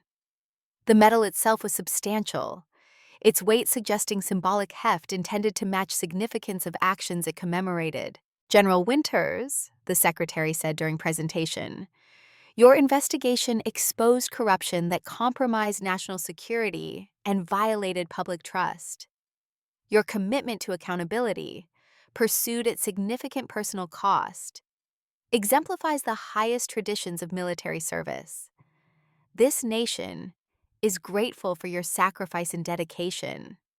The words were sincere and incomplete, official acknowledgement that couldn't address complexities of investigation that had exposed both criminal conspiracy and unauthorized intelligence program, justice that had come mixed with moral ambiguities about what it had cost and whether outcomes justified methods. Rachel hugged me after ceremony concluded, her embrace carrying pride and relief, and perhaps beginning of peace with revelations that had shattered her understanding of family history. "I'm glad it's over," she said quietly. "I'm glad you finished what you started. Now maybe we can figure out what comes next, who we are when this isn't consuming everything." The hope in her voice was tentative but real, suggestion that our relationship might eventually transcend crisis that had defined it for months. The invitation to Palmer High's Hall of Honor ceremony arrived 2 weeks later, school administration requesting my presence at dedication of memorial honoring alumni who'd served in military. The letter specifically mentioned that display would include section commemorating my career and investigation. Acknowledgement that graduate they'd once allowed to be discredited had eventually proven her worth despite systems that had tried to destroy her. The irony wasn't lost on me. Institution that had failed to protect me from Cassie's accusations now wanting to claim reflected glory from work I'd accomplished decades later. I almost declined, saw no benefit in returning to a place where so much damage had begun. But Rachel encouraged acceptance, suggested that closure sometimes required confronting places where pain originated rather than avoiding them indefinitely.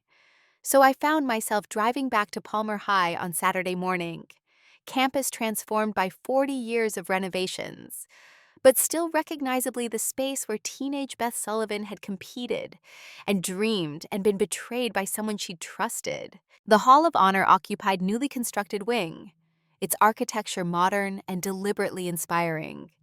Displays honored athletes and scholars and military veterans.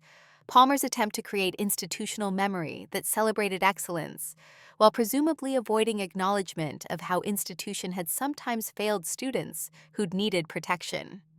My section included photos from academy days and promotion ceremonies, medals and commendations, and news articles about investigation that had consumed last years of my career.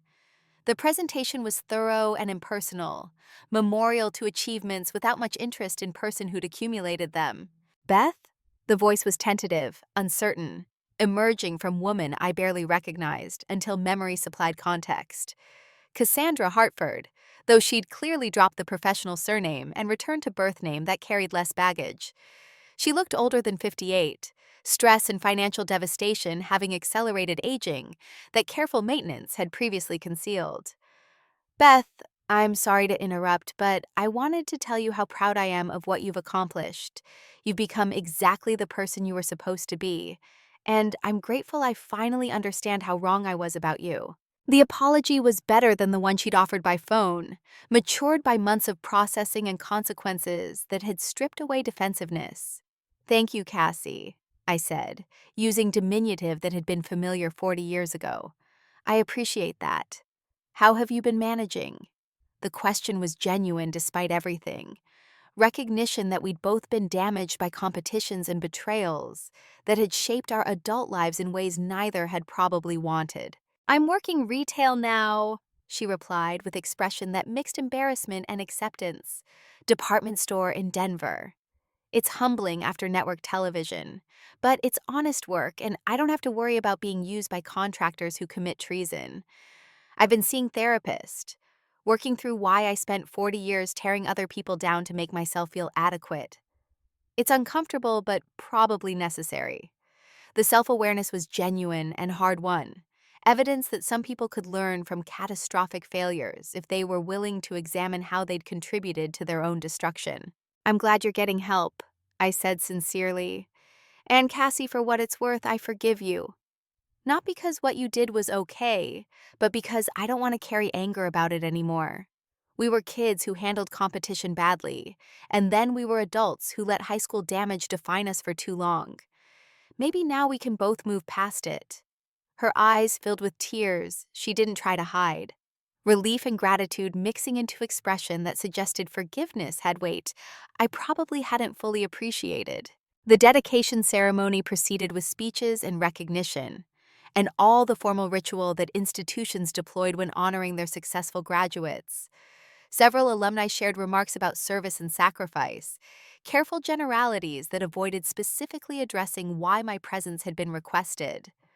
Finally, Principal asked if I wanted to say anything, invitation I hadn't prepared for but felt obligated to accept given significance of moment. I thought about what to say about Palmer High, I began, keeping tone conversational rather than formal, about being student here 40 years ago, about lessons I learned and damage I endured. But what I keep coming back to is this.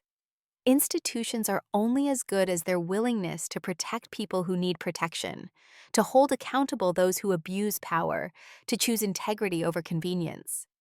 Palmer failed me when I was 17, let it betray me to protect someone whose mother was influential, allowed false accusations to stand because investigation was uncomfortable. That failure shaped my life in ways I'm still understanding. The audience shifted uncomfortably, clearly not expecting criticism during ceremony meant to celebrate institutional pride. But I need you to understand something, I continued. I spent 30 years in military that sometimes also failed to protect people who needed protection, that sometimes allowed corruption to continue because exposing it was uncomfortable. And I've spent last several years investigating conspiracy that reached highest levels of government, exposing people who thought power insulated them from accountability. Every investigation taught me same lesson. Accountability matters more than reputation. Truth matters more than convenience. And protecting institutions matters less than protecting principles those institutions were supposed to serve. So when I look at this memorial honoring my service, I don't see validation of Palmer High's values. I see reminder that sometimes people succeed despite their institutions rather than because of them. That real integrity comes from refusing to let institutional failures define personal standards. If this school wants to honor my service, don't build memorials.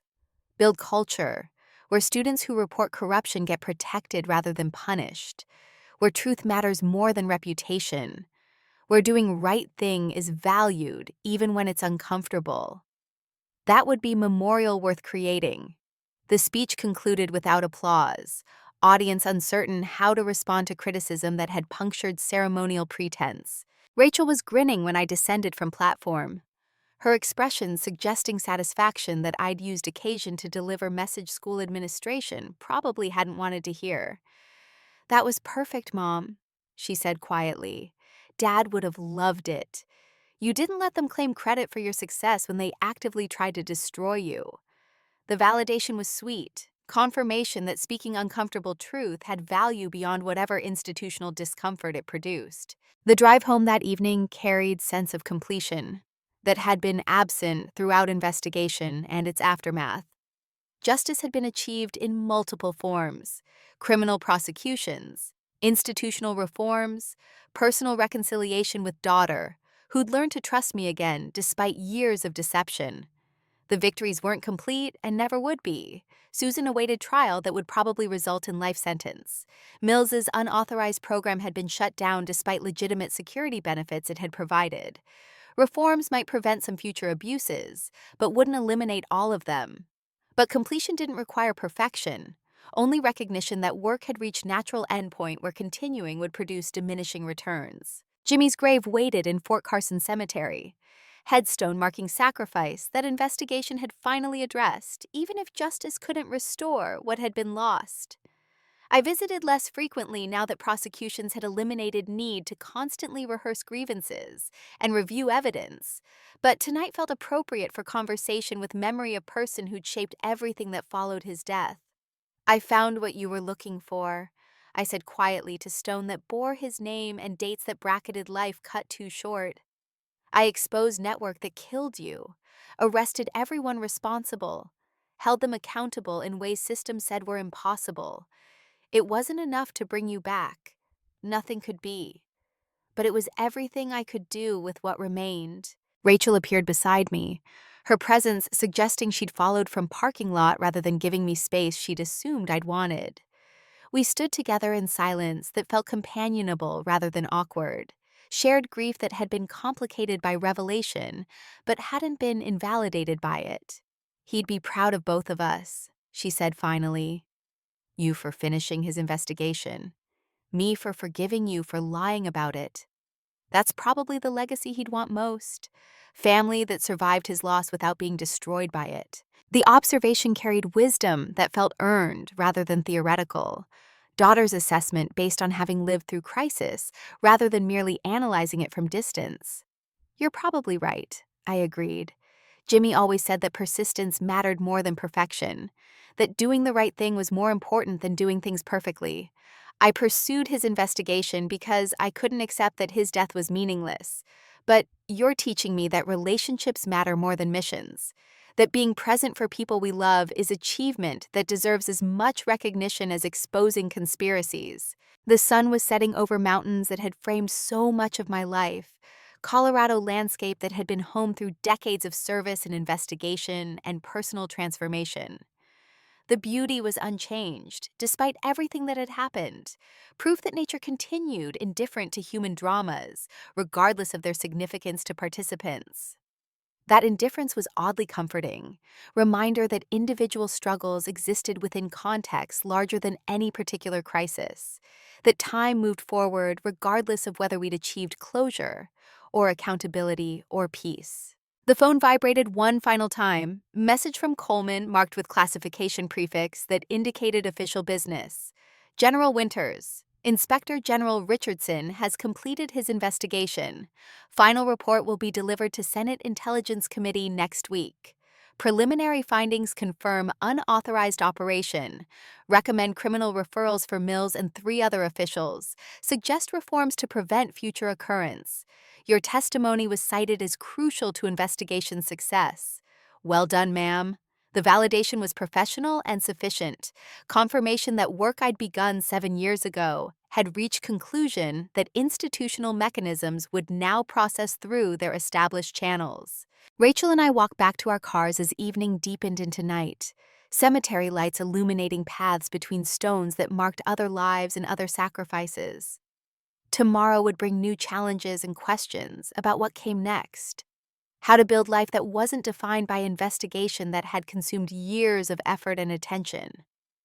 But tonight, standing in cemetery with daughter who'd learned to trust me again despite everything, I felt something close to peace.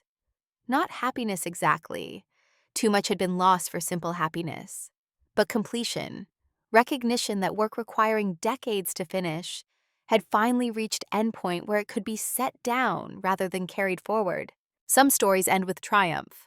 Others end with tragedy. Most end somewhere between, victories mixed with losses in proportions that resist simple moral calculation. Mine ended with accountability achieved and relationships rebuilt, and lessons learned about costs of pursuing justice when pursuit requires sacrificing things that matter. I'd exposed corruption reaching vice president.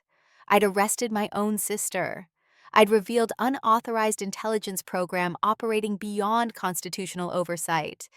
I'd sacrificed years of relationship with my daughter to pursue investigation that finally produced results institutional mechanisms could address. Whether those achievements justified their costs remained question I'd probably spend rest of my life examining. But standing in cemetery with Rachel's hand in mine, watching mountains catch last light before darkness claimed them, I felt certain of one thing. Silence had never been surrender. It had been strategy, preparation for a moment when speaking would matter. And when that moment arrived, I'd spoken clearly enough to be heard. That had to be sufficient, because sometimes sufficient was all you could achieve, and learning to accept it was its own form of wisdom. The sky darkened fully as we drove away, cemetery lights becoming memories in rearview mirror. Tomorrow would begin whatever came next. Life beyond investigation that had defined me for years. But tonight belonged to completion, to standing beside daughter in place where her father rested, acknowledging that we'd finished what he'd started and survived the finishing. Some accomplishments didn't require monuments or medals. They simply required doing work that needed doing, regardless of cost. I'd done that work. Now I could rest. Not forever, because other missions would inevitably emerge requiring attention and dedication. But for now, this night, rest felt earned and possible and sufficient. And sufficient, I'd learned, was sometimes exactly enough.